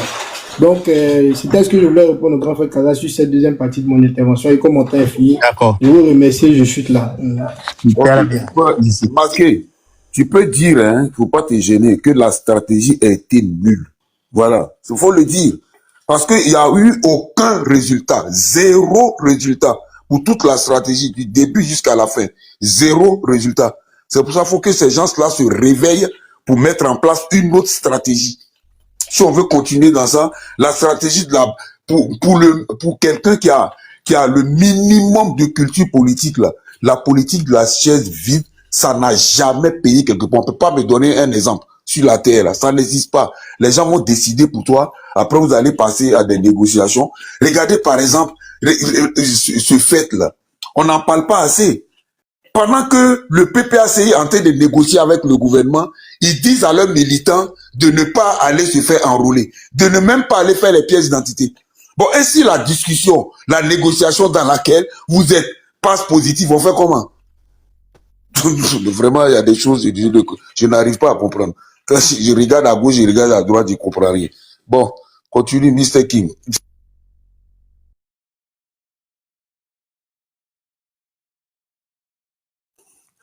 C'est à qui de parler? Mr. King, tu es là? Non. Oh, c'est à moi de parler, non, je crois bien. Un modérateur. Bon, c'est à toi, vas-y alors. Qui dit rien consent. Non, appelez. Bonsoir les frères, j'espère que tout le monde va bien. Ok, je voulais me prononcer un peu, je suis tombé un peu sur le panel comme ça. Et automatiquement, ma demande a été acceptée. Bon, là j'ai gagné la loterie. Bon, au fait, j'ai entendu qu'on parle un peu du problème de Soro, tout autour. Le problème de Soro, il est un peu embêtant.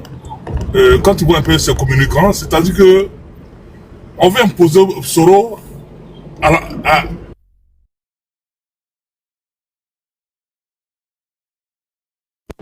sans toutefois payer de ses péchés. Tu vois, non? Alors, quand tu vois un peu sur le panel, eux, ils ont la légitimité de taper sur n'importe quel leader. Ben, quand tu tapes sur le leader, soit tu descends, ou bien soit on ne t'écoute même pas. Et ce que je trouve quand même aberrant, parce que, écoute, le mal, il est profond. Alors, on ne peut pas forcer des gens à accepter quelqu'un. Les Ivoiriens, ils ont vécu des choses. Quand même tu as fait du mal à quelqu'un, et que tu te caches même, tu te gênes même pour ce mal-là, on peut comprendre ça. On peut te pardonner facilement. Mais lorsque tu te lèves et que tu écris un bouquet pour dire que non, tu es fier de parce que tu es devenu rebelle, ça touche vraiment. C'est comme tenter d'énerver la population ivoirienne. Alors aujourd'hui, maintenant, qu'on essaie de mettre sur la scène politique, et que tes communicants maintenant forcent les gens maintenant à t'accepter, non, ça ne marche pas comme cela. Les choses ne marchent pas comme cela parce que je pense pas qu'il doit même vraiment encore se rabaisser. C'est pas le fait de demander pardon pour dire qu'il a demandé pardon aux Ivoiriens. C'est pas suffisant. Ça n'a pas ramené toutes ces familles qui ont été décimées. Alors il faut quand même faire attention à cette communication que les gens sont lancés. Parce que c'est vraiment énervant souvent quand tu écoutes. C'est-à-dire que dans les autres leaders politiques, ils n'ont vraiment rien dans la tête. C'est celui le plus intelligent. Celui qui a la stratégie, tout autour. Bon, les autres se battent en Côte d'Ivoire. Ce que c'est vrai que nous avons un gouvernement qui n'écoute pas. Faut pas en se leurrer. Le gouvernement n'écoute pas. C'est vrai, nous sommes des partisans. On vient, on passe sur le panel pour dire que non. Est-ce que l'opposition a fait ça, l'opposition a fait ça? Attends. Depuis quand le parti au pouvoir va dire à son opposition comment il doit marcher? Ça n'existe pas. Moi, c'est aujourd'hui, ils vont en Côte d'Ivoire. Où le parti au pouvoir dit aux opposants comment ils doivent se comporter. Qu'est-ce qu'ils doivent faire? Quelle méthode ils doivent employer? En ce moment, ça devient quoi? Le jeu politique, c'est un truc de lutte. Chacun a sa stratégie. Mais si moi, il doit te dire que là, tu dois porter une paire de bras pour venir jouer avec moi, ça n'a pas vraiment son sens. Ça n'a pas vraiment son sens. Alors, nous voyons un peu comment tout se passe en Côte d'Ivoire. Les élections, ça n'a pas été vraiment, quand il entend vraiment d'autres frères dire que ouais, les élections ont eu lieu, tout s'est bien passé, les frères, c'est vrai, on peut appartenir à un parti politique, nous tous on est Ivoiriens, mais ce qui se passe présentement en Côte d'Ivoire, c'est pas vraiment du tout élégant. Et quand tu es vraiment à l'extérieur et que tu entends ça, quand tu dis que tu es Ivoirien, il y a quand même un peu cette gêne là, quoi, tu vois, non? On a vu tout récemment, il y a quelqu'un qui était en France, qui a sorti des propos, tout pour dire que non, lui, là, il a coupé les tendons des gens, mais plein il est en Côte d'Ivoire. Mais d'autres personnes se sont levées pour dire que non, ils sont contre un quatrième mandat, plus de 700 personnes sont en prison. Alors, il faudrait qu'on ait vraiment la force de dire, mais quand tu supportes un camp, mais quand c'est pas bon, il faut avoir vraiment la force de dire que non, ça c'est pas bon. Voilà, les gars, ils vont marcher le 8, il s'est levé encore, il a fait sortir une vidéo pour dire que non, mais écoute, si tu sautes, ils vont les mater. Préparez-vous, on va faire ça. Tu vois, non? On se plaint encore de la bêtise et personne n'en parle. Supposons que c'était l'opposition qui dit un truc pareil. Il va y avoir des arrestations, il va y avoir des convocations. Alors il faudrait qu'on voit vraiment la vérité en face et qu'on accepte vraiment que le pays ne va pas mal. La politique. Je n'ai rien contre le président Ouattara. Moi, j'ai aimé vraiment sa politique. C'est seulement que ouais, ça n'a plus des armes. Parce que l'Africain, on est paresseux. On n'aime pas travailler. On est paresseux. Tu arrives à Abidjan, tu veux voir, tu as rendez-vous à 10h, tu arrives à 10h. Le responsable arrive à 14h, 15h. Et ça, là, vraiment, sur ça, là, moi, je l'ai vraiment félicité. S'il était parti dans ce truc-là, il va vraiment redresser le pays. Parce qu'on peut pas redresser un pays où quelqu'un a parlé de jeudi commence à aller au funérailles. Et il revient le lundi prochain. Et là, moi, j'étais vraiment entièrement d'accord avec lui. Mais peut-être que lui-même n'est pas au courant de tout ce qui se passe. Souvent, on le trouve un peu, on dit que non, il oublie un peu ce qui se passe. Peut-être qu'il ne sait pas vraiment qu'est-ce qui se passe dans son entourage. Si vous avez écouté un peu le président Gbagbo, il était parti à La Haye, il dit qu'il était vraiment inquiet. Parce qu'il s'est dit que non, peut-être les gens ont agi à son nom. Il ne savait pas pourquoi il était là. Il était vraiment inquiet. Mais lorsque le procureur a dit que non, voilà pourquoi tu es là, il dit, si c'est ça, ok, on va aller jusqu'au bout. Alors, vraiment, c'est vrai, on a la facilité de taper vraiment sur nos leaders politiques. On a l'injure facile, on insulte. Attends, quelqu'un qui est au pouvoir, il a des conseillers, il a plus de 200, 300 conseillers. On va pas dire que c'est sûr, nous, tu sommes sur le panel, sinon on est trop visionnaires que eux. On doit quand même faire attention. Quand tu es un leader que tu le suis, tu dois suivre vraiment les disciplines de ce parti-là. Et ça, tu le fais très bien, c'est les gens du RHDP, ils le font très bien. Parce que eux, ce que les leaders disent, c'est ce qu'ils suivent. Mais l'opposition, qu'est-ce qu'ils font? Ils vont contre ce que les dirigeants disent. Et c'est vraiment médiocre. C'est vraiment médiocre. Les gars de la HBTC ont dit qu'on va faire ça là. Ils vont suivre. Et c'est comme ça que les anglophones vivent. Ça va passer, le président a dit, c'est pas parce que c'est le plus intelligent. Hein. Non. Mais il y a cette discipline-là. C'est notre leader qui a parlé. Si on coule, s'il coule, on va couler ensemble. S'il a réussi, on va réussir ensemble. Et c'est ça. C'est ce qui donne la force à la HDP. C'est parce qu'ils ne sont pas disciplinés. Quand le patron a parlé, ils vont écouter. Alors si l'opposition s'est levée aussi pour faire ça, que, votre leader dit que non, on va faire ça là. Mais vous ne faites plus de panel pour venir décortiquer ce qu'ils ont dit, la décision qu'ils ont prise. Il y a tellement d'experts qui vont venir parler pour dire non, ils ne doivent pas faire ça. Ce sont des cons, ce sont des likes, ce sont des vendus. Mais en ce moment, vous êtes en train de fragiliser vous votre leader. Et à ça, vous dites que non. Vous montrez tous les plans à votre adversaire. Et quand vous tapez là-dessus maintenant, vous criez, oh, terroriste, oh, ce dictateur. Non, non. Mais tu donnes le fouet à quelqu'un, mais il va te chicoter. Et c'est ce qui se passe. Alors, c'est ce que je ne comprends pas vraiment dans cette opposition-là. Les gars qui viennent sur le panel, ils ont la facilité de parler, ils ont le verbe facile, ils disent ce qu'ils ont envie de dire, ils insultent, tout autour. Des chefs d'État. Quelqu'un t'a dit chef d'État. Mais quand tu l'insultes, attends, tu es étonné. Il est chef d'un parti politique. Deux grands partis politiques, c'est lui deux là. Mais on dirait que c'est les deux partis à ce moment qui existent en Côte d'Ivoire. Il y a plusieurs partis politiques. S'il y a eu 60 candidats, c'est-à-dire qu'il y a plus de 60 partis politiques en Côte d'Ivoire. Mais pourquoi c'est sur seulement les deux? Ou bien seulement un mec qui est le PPACI? C'est sûr seulement s'il a fait ça, s'il a toussé, on critique. Il n'a pas toussé, on critique. Bon, moi je ne comprends pas un peu où on va. Alors les frères, vraiment pour finir, cette histoire de Soro en bois, ça me fait vraiment gaver. C'est vraiment énervant. Quand on attend pour dire que non, le président générationnel, tout pour le tout. D'accord. Et en fait, ce n'est pas la chose, on t'insulte. C'est vraiment embêtant, les frères. Ok. Y a pas. Non, merci beaucoup, mon frère. Je sais pas merci si. Nous-mêmes, là, nous, ils doivent, normalement, ils doivent avoir mon temps de parole. Mais vu quand elle est là, encore, quand il a parlé de venir, non, mais c'est qu'avec ça. L'endurant, vas-y, faut parler, faut parler. Bon, attends, non, vieux, attends, l'endurant va parler et puis il va parler. Voilà. L'endurant, faut pas, il te dit, toi, là, ta radicalité, là, pardon. Hein? Oh, mon frère, faut attendre ça. Oui, tu me connais. Peu importe. Ouais, comment l'opposition est dans une démarche qui est maintenant bien. Vas-y, tu as 5 minutes, hein. Allons-y. Ouais, si tu vois une opposition qui parle de maintenant préparer les législatives, c'est qu'ils ont décidé d'aller jouer le bon match maintenant. Ils ont laissé la barbarie, sur quoi ils comptaient, quoi, pour faire certaines choses. Voilà, c'est selon ça que moi j'étais dans ma position. Mais s'ils ont décidé, c'est sûr, il a compté, sinon il est sage, il est nature. Mais la plupart des personnes, ils pensaient que ces personnes pouvaient créer quelque chose. Et ils pensaient que ceux qui suivaient ces personnes pouvaient créer quelque chose dans ce pays, mais ils ont vu qu'ils ne peuvent rien créer. À part sur les réseaux, parler, faire des communiqués, c'est rien.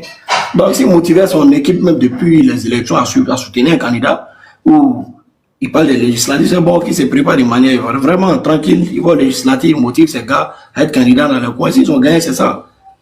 Après ça, ils regardent. C'est de manière apaisée, pour pouvoir conquérir une femme, il faut blaguer. Mais toi, tu vois, la femme a gros dos, toi aussi tu veux faire gros dos, tu vas pas avoir. Faut reprendre la citation là encore. Pour pouvoir faire quoi? Et pour pouvoir conquérir une femme, il faut pouvoir la blaguer. Mais toi, la femme a gros dos, si tu veux faire gros dos. Ah, c'est qu'il y a un problème, hein. C'est toi, tu vas pas rentrer la nuit. Sinon, elle sera tu là. Ou elle t'es pas d'accord, mon frère. Ah, donc, tu vois, il essaie de vraiment. Voilà, la démarche dont il entreprend aujourd'hui, c'est ce qui est légitime, c'est ce qui est normal et c'est ce qui est légal. Qui parle de manière apaisée aux élections. Maintenant, cousin de Blé Goudé? Non, moi je ne suis pas le cousin de Blé Goudé. Mais on a appris un peu de lui, non? Voilà, donc tu vois, ils n'ont qu'à apprendre à aller doucement, doucement. Le président Alassane Dramane Ouattara est déjà, il a été élu, il est président de la République. Rien n'est plus changé, ça, on attend le jour de son investiture. Il va finir son mandat après les 5 années. Bon, on va voir s'il a encore en bonne santé, qu'il n'est pas mort. Bon, nous les Ivoiriens qui sont vraiment gamés, on va encore demander qu'il reste. Il va rester encore pour un 5e mandat, bon, parce que bon. Non, pardon. Vous l'avez laissé. Laisse-moi parler, il n'y a pas encore fini, mon frère. Moi, j'ai toujours dit, tant que l'opposition en face qu'on a, moi, je dis aux gens, je suis un opposant, tant que l'opposition que nous avons en face ne se manifeste pas pour une Côte d'Ivoire unie, ne se manifeste pas pour une bonne gouvernance, ne veut pas que le président de la République actuelle quitte le pouvoir parce qu'il y a dans sa gouvernance quelque chose qui ne va pas, et qu'ils veulent qu'il quitte le pouvoir parce qu'il est étranger. Nous, on va le défendre, il va rester, même si c'est 100 ans, il est là. L'homme qui va l'enlever, nous, on veut voir. Mais si on veut partir sur le bon bas, moi, c'est que ce gouvernement a beaucoup de failles. Et quand moi, je regarde les failles qu'il y a là, moi, je demande toujours à ceux qui partent. Quand Bakongo se met à casser la maison des gens de manière irrespectueuse, il fait ce qu'il veut là. Moi, il veut qu'il dégage. Moi, on se met ensemble pour pouvoir faire un bloc pour qu'ils partent. Mais si vous tenez des propos, vraiment bizarres. Et quand on dit que lui n'est pas ivoirien, il est comme ça, c'est un Burkinabé, ils sont venus prendre notre pays. Nous, on est dedans parce que lui et moi, on vient à peu près le même coin. Si lui est Burkinabé, moi, c'est un Burkinabé. Donc, comment il laisse mon frère? C'est ça le problème. Donc, il faudrait que l'opposition s'y batte. Vraiment, félicitations à Tidjane Thiam. Il est devenu sage, qu'il apaise le parti PDCI. Il est mobilisé par le législatif. Il a pu avoir au moins 50 sièges là-bas. C'est bon. Au moins, là, il est peu utile pour le pays. Merci beaucoup. Quand j'écoute les gars du RHDP, tu vois, moi j'aime ouvrir vos panels et j'aime l'ouvrir pour les amis du RHDP. C'est gay, ma journée. Tu vois, là, je suis assis chez moi, je suis même pas sorti. J'ai reçu quelqu'un juste. Parce que, avec vous, tous les présidents du PDC, finalement, ils sont pas intelligents. En 2020, c'est vous, hein, qui dites ça. En 2020, Bédié voulait partir aux élections, c'est Soro Guillaume qui l'a blagué. Maintenant, Bédié est décédé. Et maintenant, Tidjane Thiam, c'est pas lui, c'est les PPACI qui l'ont blagué. Donc, il faut arrêter. Est-ce que c'est faux, vieux père? Pour Thiam, est-ce que c'est faux? Parce qu'on a entendu Bredoumé qui dit que... Mais toi, tu manges combien de fois par jour? Au fait, tu manges combien de fois par jour? 4 fois. Ok. Donc, est-ce que tu es obligé? Il dit qu'ils ont conseillé la tête du Front commun au président Gbagbo. D'accord, j'ai pas compris. Il dit qu'ils ont conseillé la tête du Front commun au président Gbagbo qui n'a rien créé. C'est Bredoumé qui a dit ça. Ah ouais. Ok. Donc, en quoi est-ce que M. Laurent Gbagbo l'a blagué? Mais il a blagué que non. Faire un fond avec M. Laurent Gbagbo quand il a blagué encore. Il dit tout ceux qui veulent arriver au régime là, qui n'aura les rejoindre. Il a rejoint maintenant, il a tapé poteau. Ah ok, d'accord. Ok, on a compris. Vous êtes ce qui est bien chez vous, je vais chuter par là, c'est que vous savez analyser, décortiquer la phrase des gens de l'opposition. Mais chez vous-même là, vous n'arrivez pas à décortiquer. Mais c'est pas si je comprends pas en fait. Vas-y, Mister. On va de continuer le chien. Ok. Kalilou, faut partir manger là-bas. Bon, au fait, moi... Je suis en train de manger même comme Kalilou. Mais seulement c'est que moi, contrairement à lui, un gars de Boston, à Bobo, contrairement au gars de... J'ai dit à Bobo là. Eh, Bition est là ou Bition est là. Il a mangé la Bobo et puis a mangé le coco trouvé. D'accord. Le panel va s'allumer tout à l'heure. Contrairement au gars de Boston là. Moi, je parle pas. Pizza fait maison. Je parle pas la bouche pleine. C'est pas là le truc qu'il faut manger ce que tu veux. Mais je dis, contrairement aux gens de Boston là, moi je parle pas la bouche pleine. Voilà, c'est tout. C'est ça qui est la vérité. Mais je précise encore, à Bobo là, on a eu ce débat ce matin. À Bobo, c'est le Nord. À Bobo, c'est le Nord. La preuve. Mais Kaza, toi, tu as quoi contre Abobo? Fais attention, hein. Moi, je suis un gars d'Abobo, hein. Tu es un gars de Boston aussi. C'est le seul. Moi, je suis un gars d'Abobo. Moi, je suis un gars d'Abobo. C'est le seul BT d'Abobo. Mais regarde, attends, excuse-moi. Je vais te citer les gars d'Abobo sur TikTok. Fasco, Fils du Nob, Bloco, Kalilou. Je continue. Bien, tous sont intelligents. C'est ça qui est intelligent. Mais t'étais où à Bobo là? T'étais où? T'étais vers où? Hey Joe, quand je vais te citer les quartiers, tu n'étais pas né, mon petit. Il était à ça, Ancienne génération. Tu connais pas ça manqué. Tu connais pas ça manqué. Nous, on était à Bobo, au moment où Abobo se construisait du côté d'Abobo, Abo Baoulé. Nous, on était là-bas dans les années oui, là-bas. Et on a joué à l'étoile filante d'Abobo, tu vois, non? Donc, nous, à Bobo, on faisait les grands maracana. Tous c'est des anciens joueurs, hein. Pasco, c'est un ancien joueur. Football. Et dit, moi, je suis venu à Bengue, les gars m'ont pris, ils m'ont vu jouer, ils ont dit, bon, viens, on va te mettre dans le centre de formation. tranquille. Ah Bobo, non, ça c'est mon quartier, hein, Joe. Faut faire attention. Hein. Attends ça. Nous on marchait d'Abobo, pour aller ambassadeur à l'époque au Félix Boigny. Félix, il n'y a pas l'homme. Maintenant là. Non, t'as connu Makatu. Qui ça? Je vais Makatu, Makatu. Non. Moi, je connaissais Nagoto. Je vais ouvrir un panel pour vous demain. On va continuer notre débat là. Hein? On va ouvrir panel là. Il est jamais de notre commune. Il est jamais de notre commune. Non, on n'est pas bobolais. Non, nous, on n'est pas bobolais, pardonnez. Voilà. Donc, il faut laisser ça. Demain, on va ouvrir un panel pour vous. On va appeler ça spécial à Bobo. Very good. Vas-y, Mr. King. C'est à qui de parler? Oui, normalement, c'est moi, mais après, on va distribuer la parole. Hein. Surtout qu'il y a qui est là. Bon, déjà, moi, j'ai toujours dit, hein, moi, personnellement, ça m'a fait vraiment beaucoup mal de voir un peu le PDCI se réfugier sous les ailes du PPACI. Et encore une fois de plus, ça montre que le PDCI est vraiment un parti, là, je l'ai dit, un parti de bourgeois et des gens en réalité qui n'ont jamais été dans l'opposition.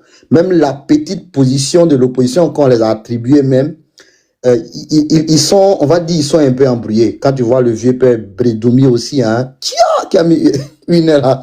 Quand tu vois le vieux père Bredoumi également. Mister, t'as une minute quoi. Eh, c'est dans 9 minutes. Faut laisser ça, c'est pas sur mon panel ici. C'est Kalilou là. C'est Kalilou qui fait ça. J'ai le jeté même tout à l'heure. Lui-même Kalilou là. Mais qu'est-ce qu'il y a? Donc quand tu vois Bredoumi qui vient, qui dit voilà, on a laissé le président Laurent Gbagbo gérer la tête du Front commun. Déjà l'expression même ici exprime même un regret. Tu sens même déjà même qu'il y a un regret, on n'aurait pas dû faire cela. Et encore même la marche qui a annoncé hein, le 8 là, on voit clairement que le PDCI a pris quand même un recul politique même, je vais dire d'ailleurs. Un peu comme du genre, bah écoutez, on a adopté une stratégie politique, elle n'a pas abouti, il n'y a pas eu de résultats concrets. D'ailleurs, nous, on va se retirer, il faudrait que maintenant qu'on pense en nous. Et c'est ça l'erreur politique. Au-delà de ces enjeux politiques-là, moi, je pense qu'il faut quand même penser aux électeurs. Voilà, parce que c'est vers ces personnes-là qu'on part et on pas voler leur voix. Enfin, quand je dis voler, vous connaissez le sens, on pas voler leur voix. Pourtant, on a revendiqué, on a dit par exemple que la liste électorale, c'était en tout cas l'une des revendications, même si je peux me le permettre de le dire. Et tout d'un coup, bizarrement, la femme qui avait 500 personnes, hein, 500 enfants sur cette même liste électorale dont on a dénoncé, aujourd'hui, ça devient légitime. Voilà. Et on va aller se faire voter par cette même liste électorale-là. Mais peut-être qu'il y a des enfants qui sont morts, on a plus 500. On verra bien, on verra bien. Donc là encore... S'il te plaît, il ne faut pas ouvrir ton micro comme ça, tout va, s'il te plaît. Donc là encore, il y a, on va dire même qu'il y a vraiment totalement une contradiction là. Parce que je me demande bien, quel est l'argument phare qu'on va avoir maintenant? On va aller devant les électeurs, de les convaincre d'ailleurs hein, d'apporter la voix. Le VK, je pense qu'on a déjà émis ce débat là, je pense au cours de la journée. Malheureusement, c'est ça aussi la politique ivoirienne parce que les personnes qui se présentent aux législatives ne partent pas avec leurs images, mais plutôt l'image de leurs leaders. Voilà, quand tu vas voir un gars du RHDP comme ça qui va aller aux législatives, qui va tenter de convaincre, on va dire, la population, mais il va parler sûrement du président Ado. Et l'électeur, en réalité, qui est en face de lui, il va pas voir le député parce que du moins, il connaît même pas le rôle d'un député. Voilà, donc lui, pour lui, bon, il est dans le groupe de Ado, ce sont les gens d'Ado, on va voter Ado, et j'en passe. Ça, c'est vraiment, on va dire, dommage. Maintenant, si aujourd'hui l'opposition décide d'aller à ces élections-là, bon, on peut estimer plus ou moins que ils sont en train de cautionner quand même le quatrième mandat, parce qu'arrivé à un moment, c'est vrai qu'on est dans un jeu politique, mais le jeu politique n'exclut pas aussi ce qu'on appelle l'honnêteté. Voilà, on va pas me dire que tous les hommes politiques sont malhonnêtes.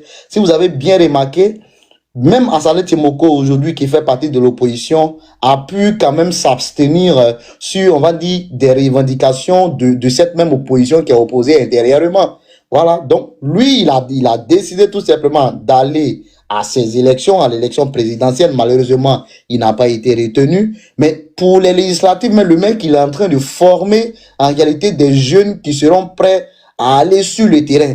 Pendant ce temps, on a notre front commun qui est le PPACI et le PDCI qui, on va dire, il y a vraiment une divergence ici, parce qu'il y a le PDCI qui aimerait bien aller aux législatives, on a vu à travers le communiqué de leur président. On a le PPACI qui ne s'est pas prononcé très clairement. C'est vrai qu'à travers l'interview d'Alain Foucault, il y avait le président Laurent Gbagbo qui avait annoncé une retraite, bien évidemment, après plutôt les législatives. Donc, cela sous-entendrait que après ces législatives, ou du moins après la participation de ces législatives-là, lui, il va se retirer. Même son fils, qui est Michel Gbagbo, apparemment avait fait un tweet et qui a supprimé. Donc là encore, nous on se dit, mais arrivé un moment, c'était quoi la revendication? C'était quoi le but de cette revendication-là? Mais du moins, PDCI a mal géré cette situation. Et malheureusement, ça a été toujours comme ça avec le PDCI. Je n'arrive pas à comprendre. Aujourd'hui, si on parle de politique, on va dire que c'est grâce au PDCI. Aujourd'hui, si on parle même du mindset politique même, on va dire c'est le PDCI parce que c'est eux. Et bon, c'est un parti démodé. Les PDCI sont les démocrates. Hein, quand vous allez prendre même, on va dire même, en tout cas de l'histoire politique des pays dans le monde là, la majorité des partis qui ont dirigé les pays dans ce monde là, généralement ce sont des partis démocrates. Généralement, après, voilà, il y a eu d'autres partis qui ont dirigé. Donc, un grand parti comme le PDCI, comme ça, qui décide d'aller s'associer avec, on va dire, le PPACI, qui est un parti même qui a vu le jour quand, je sais pas en quelle année, tout récemment. Et du coup, on va laisser ce parti-là juste parce que c'est le président Laurent Gbagbo diriger en réalité ce front commun-là. Il n'a même pas été capable même de dire que les gens sont sortis, par exemple, pour les revendications, ou bien les gens sont sortis pour nous. Il n'a même pas été capable de le dire. Et voilà que même le Bredoumi, à travers sa sortie, vient. Et Thiam, malheureusement, au fait, moi, l'avenir de Thiam m'interpelle sur une chose. L'excellence académique ne te fait pas de toi un leader politique. Tu peux être doté d'une excellence académique, mais néanmoins être un très mauvais leader politique. Et ça me démontre à travers Thiam. On ne peut pas nier de son excellence académique.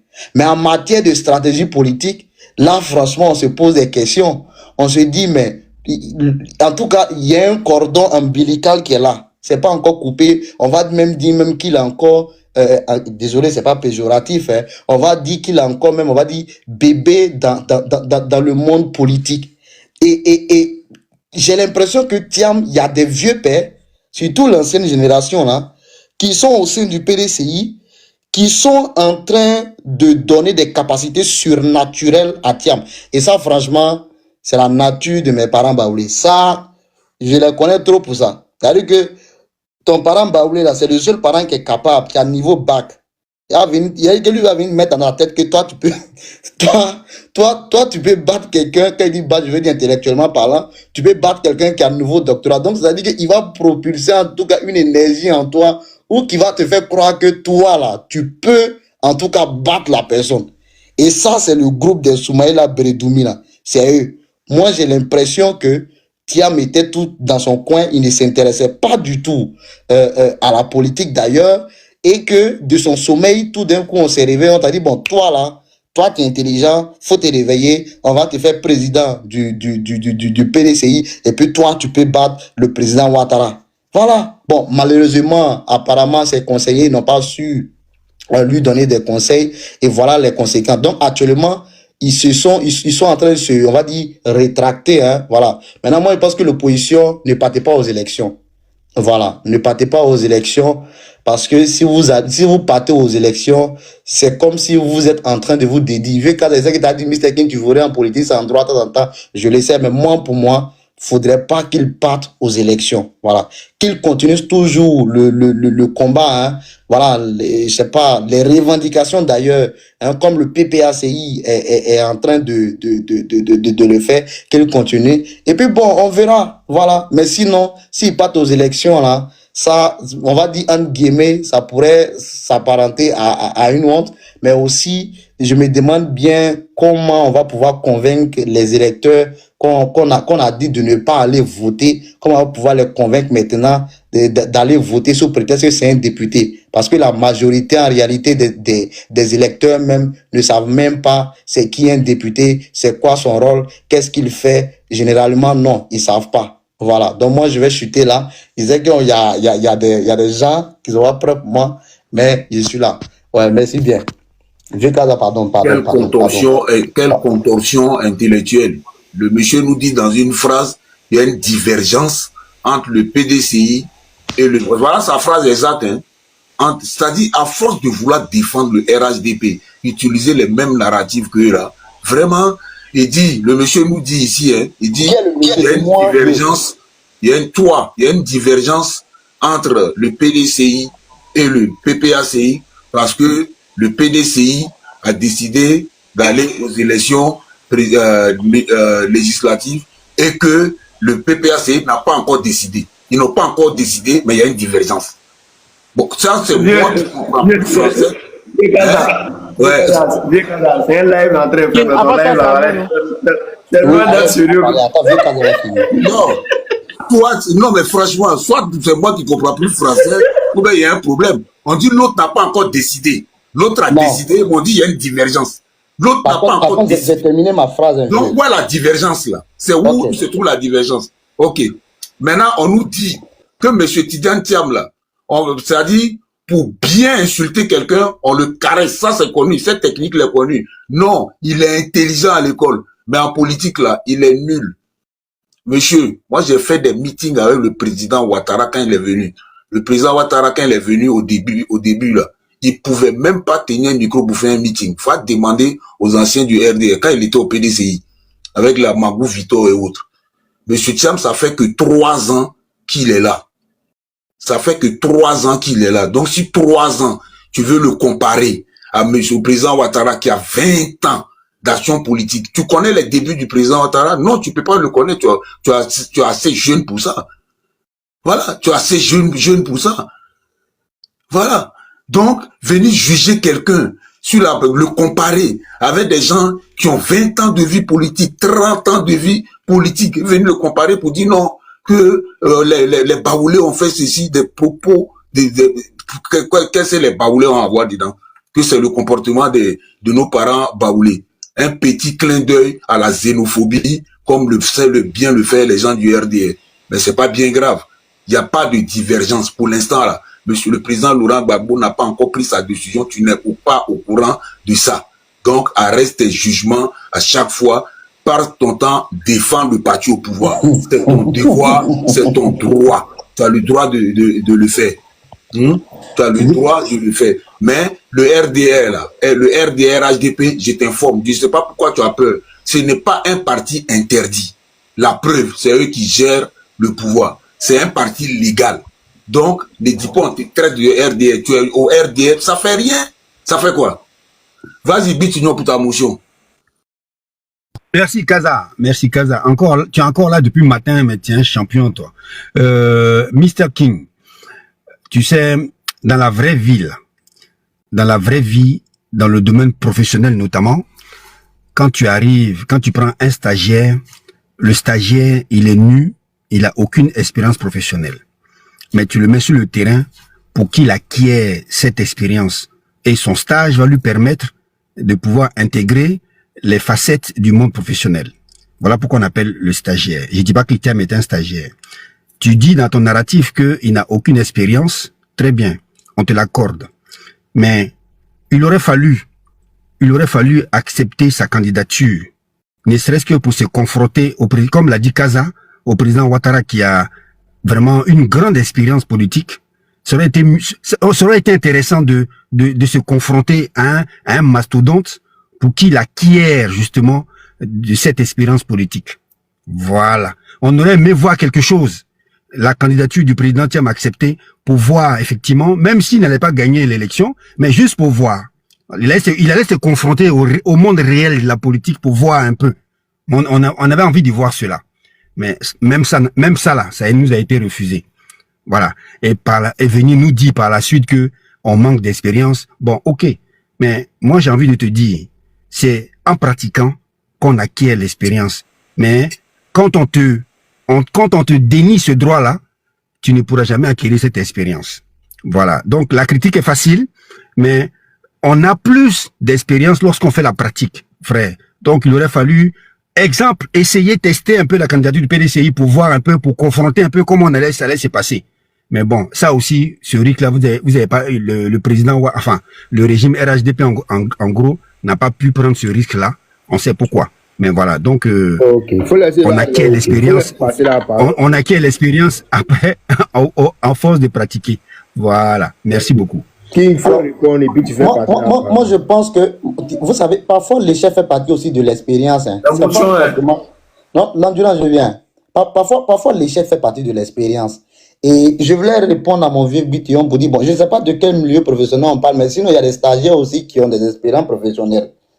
Voilà. Donc, être un stagiaire ne veut pas dire qu'on n'a pas systématiquement des expériences professionnelles. Là encore, c'est une faute grave. Donc, quand on s'en tient en réalité à ce que vous nous dites, vous reconnaissez qu'en réalité, votre candidat, non seulement n'a pas du tout d'expérience, mais il pourrait pas faire le poids peut-être devant un titan politique. Maintenant, dans mes propos, j'ai pas fait de comparaison, hein. J'ai l'habitude de dire aux gens qu'il y a la faculté d'écoute et il y a la faculté de compréhension. Malheureusement, beaucoup ont la faculté d'écoute, mais pas la faculté de compréhension. J'ai tout simplement dit ici que moi, quand je regarde la situation politique au sein du PDCI, c'est là que je comprends que l'excellence académique n'a rien à voir avec le leadership politique. J'ai pas fait de comparaison et ça se voit. Thiam, il est excellent, oui, sur le plan académique, ça c'est vrai, mais au niveau de la politique, mais il a beaucoup à apprendre et vous-même, vous êtes en train de confirmer cela. Maintenant, vieux Kaza, ton affaire de RD, quoi là? Effectivement, le RADP, c'est un parti politique, mais néanmoins, je te dis que je n'appartiens à aucun parti politique parce que pour moi, pour l'instant, en tout cas là, je ne vois pas où je peux aller me réfugier en matière de politique. C'était Asali Timboko qui était mon gars, mais après, il est rentré dans un truc de, voilà. Donc, là, si tu veux, faut me traiter de tout. Moi, je vois tout simplement ce qui est à mes yeux, hein, et à mon sens d'ailleurs, juste, je défends. Si après, à travers mes défenses, on me traite de RDA ou de PPA, il n'y a pas de problème. De toute façon, comme tu l'as dit, c'est pas aussi mauvais que ça. Voilà. Donc, merci bien. Voilà. Endurant, pose ta motion. Après, Apple va prendre la parole. Tu as 1 minute pour la motion. Il répond, on passe la parole. Il juste répondre un peu à Gutignon pour dire que non, bon. Du fait que tu dis, moi, non, si la motion c'est à Gutignon, ça ne sert à rien. Non, non, attends. Non, en fait, c'est pour éviter que. C'est pas Gutignon qui a parlé, c'est pourquoi je dis ça. Ok. Vous avez juste fait une motion comme ce que Mister a dit. Voilà, vas-y. Si c'est à Mister, vas-y. Bon, moi, je pense que vraiment, Tidjane Thiam n'est pas allé à c'est-à-dire n'est pas allé à ces élections-là, a été la plus grande leçon de sa vie. Vivre cette situation dans ces moments électoraux en Côte d'Ivoire, vraiment, a été une expérience qu'il a acquise. Et cette expérience-là, vraiment, va lui servir de leçon. Parce qu'il a vu toutes sortes de personnes, il a entendu toutes sortes de discours, il a vu toutes sortes de positions, mais je pense que quand lui-même il est venu sur le terrain, du fait qu'il n'a pas pu être candidat à ces élections et qu'il a pris des décisions parce que des personnes étaient devant, qui ont pris des décisions peut-être sur des bases émotionnelles ou des bases vraiment ils comptaient sur certaines choses et que lui il a fait confiance à ces personnes et qu'il a vu que au final, vraiment ça n'a pas été ce dont ces personnes rêvaient. Aujourd'hui, Tidjane Thiam a compris que même quand il doit aller aux élections, sur vraiment des bases, vraiment, il doit aller à une élection où les enjeux sont vraiment bizarres pour lui. Il faudrait qu'il soit sage et qu'il batte comme ça et acquérir toujours de l'expérience au lieu de boycotter les choses et se mettre à l'écart. Il faut faire comme celui d'Alain Diallo en Guinée. Alain Diallo, il va toujours aux élections, mais il sait que c'est bourré, mais il va toujours aux élections. Merci beaucoup, Andy. À chaque fois, il paye, mais il va. Merci. C'est encore mieux que de suivre certaines personnes dans leur discours haineux, quoi. Merci beaucoup, Endurant. À titre, pour aller dans ton sens, Mitterrand a fait combien d'années, à participer aux élections, combien de fois avant de gagner finalement, je sais pas, c'était en 81, bref. Kaza, tu dis bien combien de fois il a participé. C'est ce que bon. Tu dis combien de fois il a participé. Apple, il faut faire passer, ça. Oui, attendez, bon, Apple, pardon. Ok, après, tu donnes la parole à Apple, hein. Non, Kalilou, c'est un jeune. On va faire place aux vieux. Ouais, bon, après, ça aussi, c'est Voilà. vrai aussi. Il y a vieux Bit qui est là, il n'a pas parlé. Appelle, faut te calmer, d'accord? Calme-toi, calme-toi. Donc, il faut mettre le temps du doyen Boutignon. Non, c'est l'art de Casa. Non, je vais pas parler longtemps. Je vais dire rapidement. Il connaît pas Plazo. Il connaît pas Plazo. Je suis un peu fatigué. En tout cas, merci beaucoup de me donner la parole. Voilà. Vous voyez, vous, comme l'a dit Casa, vous jugez une personne sans l'avoir d'abord vu se confronter à la réalité. Les gens disent que Tidiane Thiam n'aurait pas dû boycotter l'élection présidentielle. Mais j'ai comme l'impression que on n'est pas dans la même Côte d'Ivoire et qu'on n'a pas la même lecture des choses. Alors, je vous rappelle ici que le président Thiam, il a déposé un dossier en bonne et due forme au Conseil constitutionnel pour l'élection présidentielle. Je vous rappelle ici que le PDCI-RDA, lors de sa convention, a désigné le président Thiam comme le candidat du parti. Alors, quand on vient me dire qu'il a boycotté l'élection, bon, je ne sais pas quelle est la logique. Voilà. En fait, ce que vous devez comprendre, c'est que la candidature du monsieur a été injustement validée. C'est pour ça tout à l'heure, parce que bon, vous n'avez pas compris la substance de mes propos, c'est-à-dire, il aurait été intéressant de challenger un peu le RHDP avec la candidature de Thiam. Voilà. C'est-à-dire, cette nouvelle façon de faire la politique, cette nouvelle vision, cette jeunesse, cette nouvelle génération face aux mastodontes, ça allait être un peu intéressant. Même là encore, on n'a pas voulu prendre le risque. Voilà. Alors, même faut voir, même Assalé Tiemoko, il a été recalé. Voilà. Donc, vous voyez, cette élection, en fait, pour être court, ça n'a pas été une élection, ça a été une véritable sélection. Voilà. Vous vous êtes choisi des candidats sur mesure pour aller récolter les 90% de voix, pour être sûr d'être élu dans un fauteuil. C'est ça les questions. Voilà. Donc, toute contorsion, pour moi, n'a pas de sens. Le président Thiam, il a fait ce qu'il fallait. Il est venu, il s'est conformé à sa constitution qui lui disait que pour être candidat, il fallait d'abord faire ceci, faire cela. Il a fait. Vous dites que non, il a fait trop tard et qu'il n'est pas assez ivoirien pour être candidat. Ok. Est-ce qu'il est venu faire un tapage? Aujourd'hui, il est parti, il peut pas rentrer au pays. Les gens disent non, pourquoi il vient pas? On ne sait pas pourquoi il rentre pas. Voilà. Voilà quelqu'un qui est président de parti, il s'élève comme ça et puis il s'en va. Et puis il reste là-bas et puis ça se passe, tout va bien.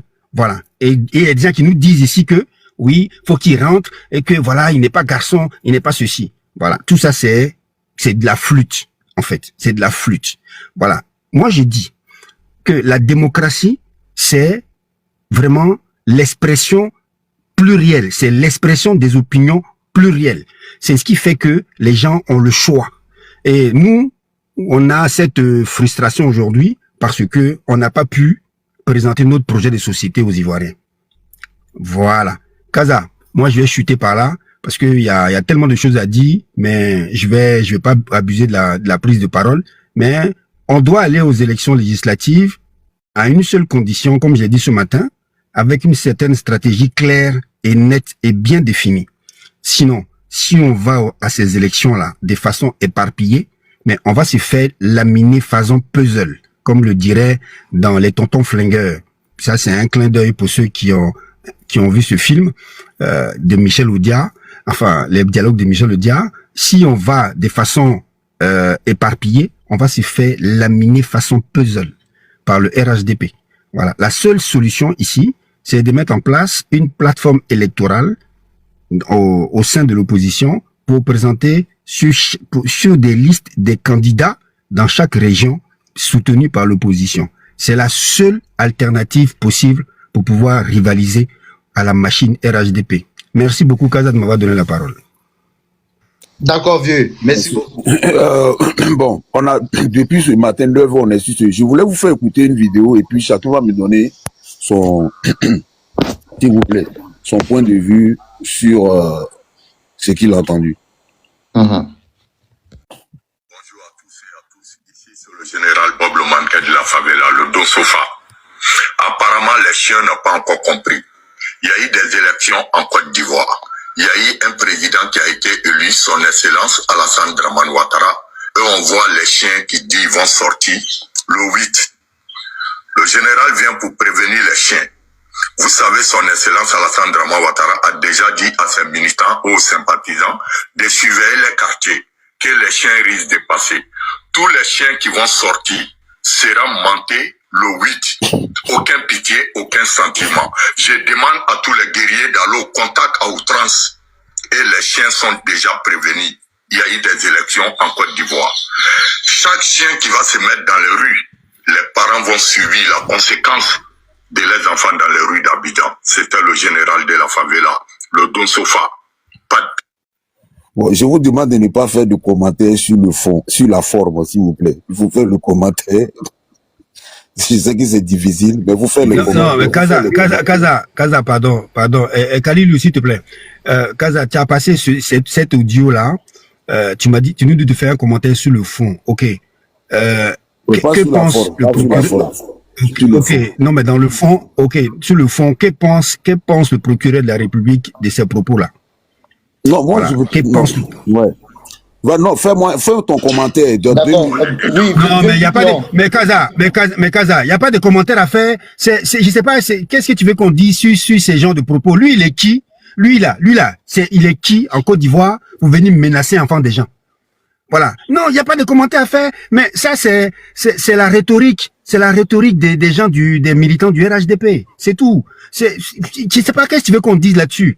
C'est pour ça que je t'ai dit, que pense le procureur de cela? Voilà.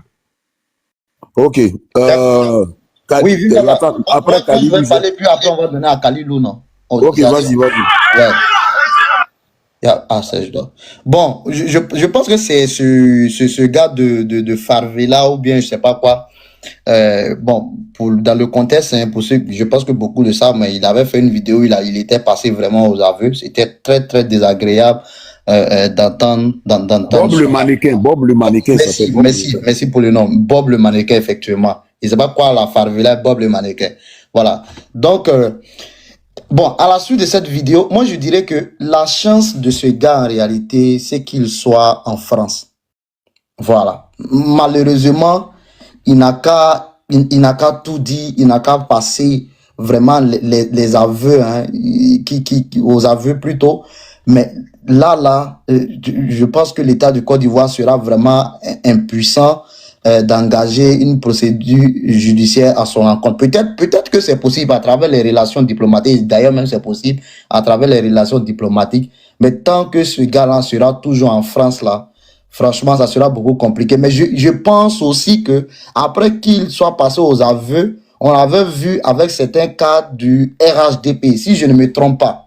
À moins qu'on me corrige ici, hein, si je ne me trompe pas. Ça aussi, faut le dire, c'est très, très mauvais et ça donne vraiment une très, très, très, très mauvaise réputation au RHDP. Moi, je pense qu'il faut couper tout lien avec une telle personne, une personne qui passe carrément aux aveux. Et voilà même sa dernière vidéo. On a l'impression même qu'il est adepte même de la violence. Voilà.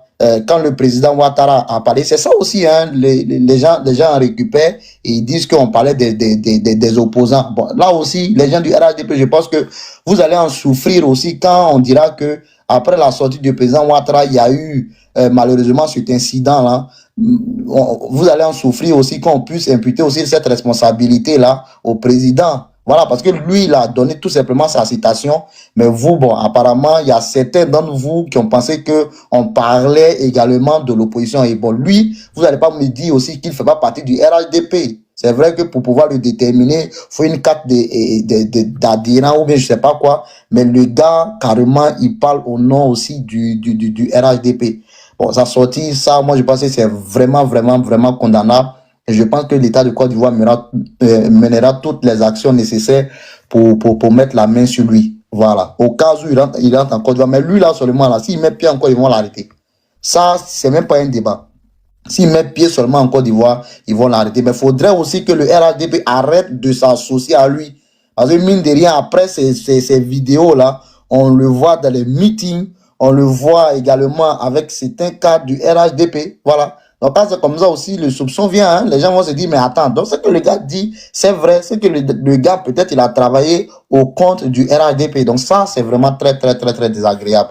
Et je suis pas totalement d'accord pour ça. Moi-même, j'ai fait un live pour ça et j'ai dénoncé. Merci. Kalilou, allons-y. Kalilou, qu'est-ce qu'il dit? Que tous les chiens qui vont sortir du rose seront mentés. Qu'est-ce que tu en penses? Non, en fait, en toute sincérité, c'est vrai que quand il avait fait une sortie, la section RHDP Paris, bon, en France, s'était désolidarisé de ses propos, désolidariser ses propos, lorsqu'il avait dit qu'il était parmi ceux qui ont coupé les tendons, tout ça. Bon, moi, je pense que c'est des propos qu'il faut pas dire, en toute sincérité. Je sais pas s'il est militant actif avec un cadre des membres, ou bien s'il est seulement sympathisant. Parce qu'il y a beaucoup aussi qui sont des sympathisants, mais qui adhèrent à la politique du RHDP, qui soutiennent le RHDP. Donc, on a vu qu'en Côte d'Ivoire, on appelle tout le monde militant, parce que pour pouvoir sanctionner quelqu'un, c'est de solidariser de quelqu'un. Déjà, tu peux faire ça par courrier, comme ils ont, par une sortie, comme ils ont fait. Mais pour pouvoir sanctionner la personne, il faut que la personne soit membre de ton parti. Si la personne n'est pas membre actif, un militant actif, tu peux pas sanctionner. Tu vois, il y a ce côté-là. Pour ce qui est des poursuites, je crois qu'en Côte d'Ivoire, il y a plusieurs personnes qui font la même chose. Donc, qui sont à l'extérieur, mais qui font la même chose. Donc, si l'État doit engager des poursuites, moi, je pense que les poursuites doivent être engagées pour tout le monde. Donc, dès lors que l'État, si l'État prend on va dire, l'initiative de poursuivre ceux qui sont en France, qui sont de l'opposition, tels que les Oxymore, tout ça, qui font la même chose et qu'ils veulent les sanctionner, Bob le mannequin, je pense qu'il ne doit pas y échapper aussi. En toute sincérité, c'est pas parce qu'il est militant RHDP qu'on va cautionner ce qu'il dit. Voilà. Après, il dit des choses, mais on a vu que il avait lancé les mêmes mots d'ordre avant, mais les gens sont sortis pour les marches, tout. Il n'y a pas de militants RHDP qui sont sortis. Et moi, ça, franchement, ça m'a tellement... Moi, j'étais tellement heureux de voir que tout ce que les gens disaient, non, s'ils sortent là, on les mater, s'ils sortent, on va faire ceci, on va faire cela. Ils sont sortis, aucun militant de RHDP n'a agressé quelqu'un. Ça donne une très bonne image du parti. Moi, j'ai vraiment aimé ça. Pour les militants RHDP qui sont en Côte d'Ivoire, même de 8 là, s'ils sortent là, laissez-les avec les forces de l'ordre. Parce qu'il faut faire une distinction entre le RHDP parti politique et l'État de Côte d'Ivoire. L'État de Côte d'Ivoire, c'est pour tout le monde. Ça appartient à tout le monde. Donc l'État de Côte d'Ivoire prend des dispositions pour protéger tous les Ivoiriens. Les gens ne peuvent pas se faire justice eux-mêmes. Sur ce panel-là, on est 55 personnes. Moi, je dis, s'il y a des militants RHDP qui m'écoutent, qui sont à Abidjan, peu importe où ils sont en Côte d'Ivoire, vous n'avez pas le droit de vous faire justice vous-même et de sortir pour aller attaquer les gens. Le président de la République de surveiller les quartiers. Nous, avant même que le président de la République parle, nous à Bobo, on suivait notre quartier. Sincèrement dit, qui est loi ou pas en Côte d'Ivoire, ce côté nous, si là, il y a nous. Tu peux pas sortir pour venir nous agresser à Bobo et puis entendre police. Non. C'est vrai qu'on peut pas se faire justice, hein, mais l'ultime défense ça là seulement là. À Bobo seulement, tu as vu ça. Donc même si le président n'a pas dit de surveiller nos quartiers là, il ne connaît pas pour les autres communes, nous tu veux nous attaquer à Bobo, peu importe le quartier, tu as vu ça. Donc, tant qu'ils ne sont pas venus vous attaquer, n'allez pas les attaquer parce qu'ils marchent. Ce sont des citoyens ivoiriens, ils sont dans leur pays. Le pays appartient à tous les Ivoiriens, sans distinction de race, d'ethnie ou bien de parti politique. Ils ont le droit de faire ce qu'ils font. Tout ce dont ils n'ont pas le droit, l'État sait. Ils n'ont pas le droit d'aller casser, ils n'ont pas le droit d'aller brûler les choses. Donc s'ils vont faire ça, que l'État prend des dispositions, c'est à l'État de prendre toutes les dispositions qu'il faut. Maintenant, s'ils vont dans vos quartiers et qu'ils veulent casser, quelque chose qui vous appartient, vous-même vous voyez, ça c'est légitime défense. Vous pouvez les neutraliser de sorte à ce que les forces de l'ordre viennent les prendre. Mais moi, mon souhait, c'est que dès lors que ça commence, vous, ce que vous pouvez faire, ne les attaquez pas tant qu'ils ne vous attaquent pas, les militants RHDP. Ce que Bob le mannequin a dit, en tant que sympathisant RHDP, je monte sur les panels pour parler, moi je condamne avec la dernière énergie. Ce n'est pas normal que Bob le mannequin parle comme ça. Ce n'est pas normal que quelqu'un qui n'est pas Bob le mannequin parle comme ça. Ce n'est pas normal que quelqu'un, parce qu'il est d'un autre parti politique, puisse parler comme ça. Donc, en définitive, si l'État veut engager des poursuites contre les militants de l'opposition qui font ça, que Bob le mannequin soit parmi ces personnes-là. Parce que ce n'est pas normal que quelqu'un, parce que son parti politique est au pouvoir, il fasse ça. C'est ce que moi j'ai dit sur la question, sur l'audio de Bob le mannequin. Ok, d'accord. Il y a Ange Axel qui est là. Merci bien. Ange Axel, je ne sais pas si tu as... Bon, est-ce qu'il est là? Aikin.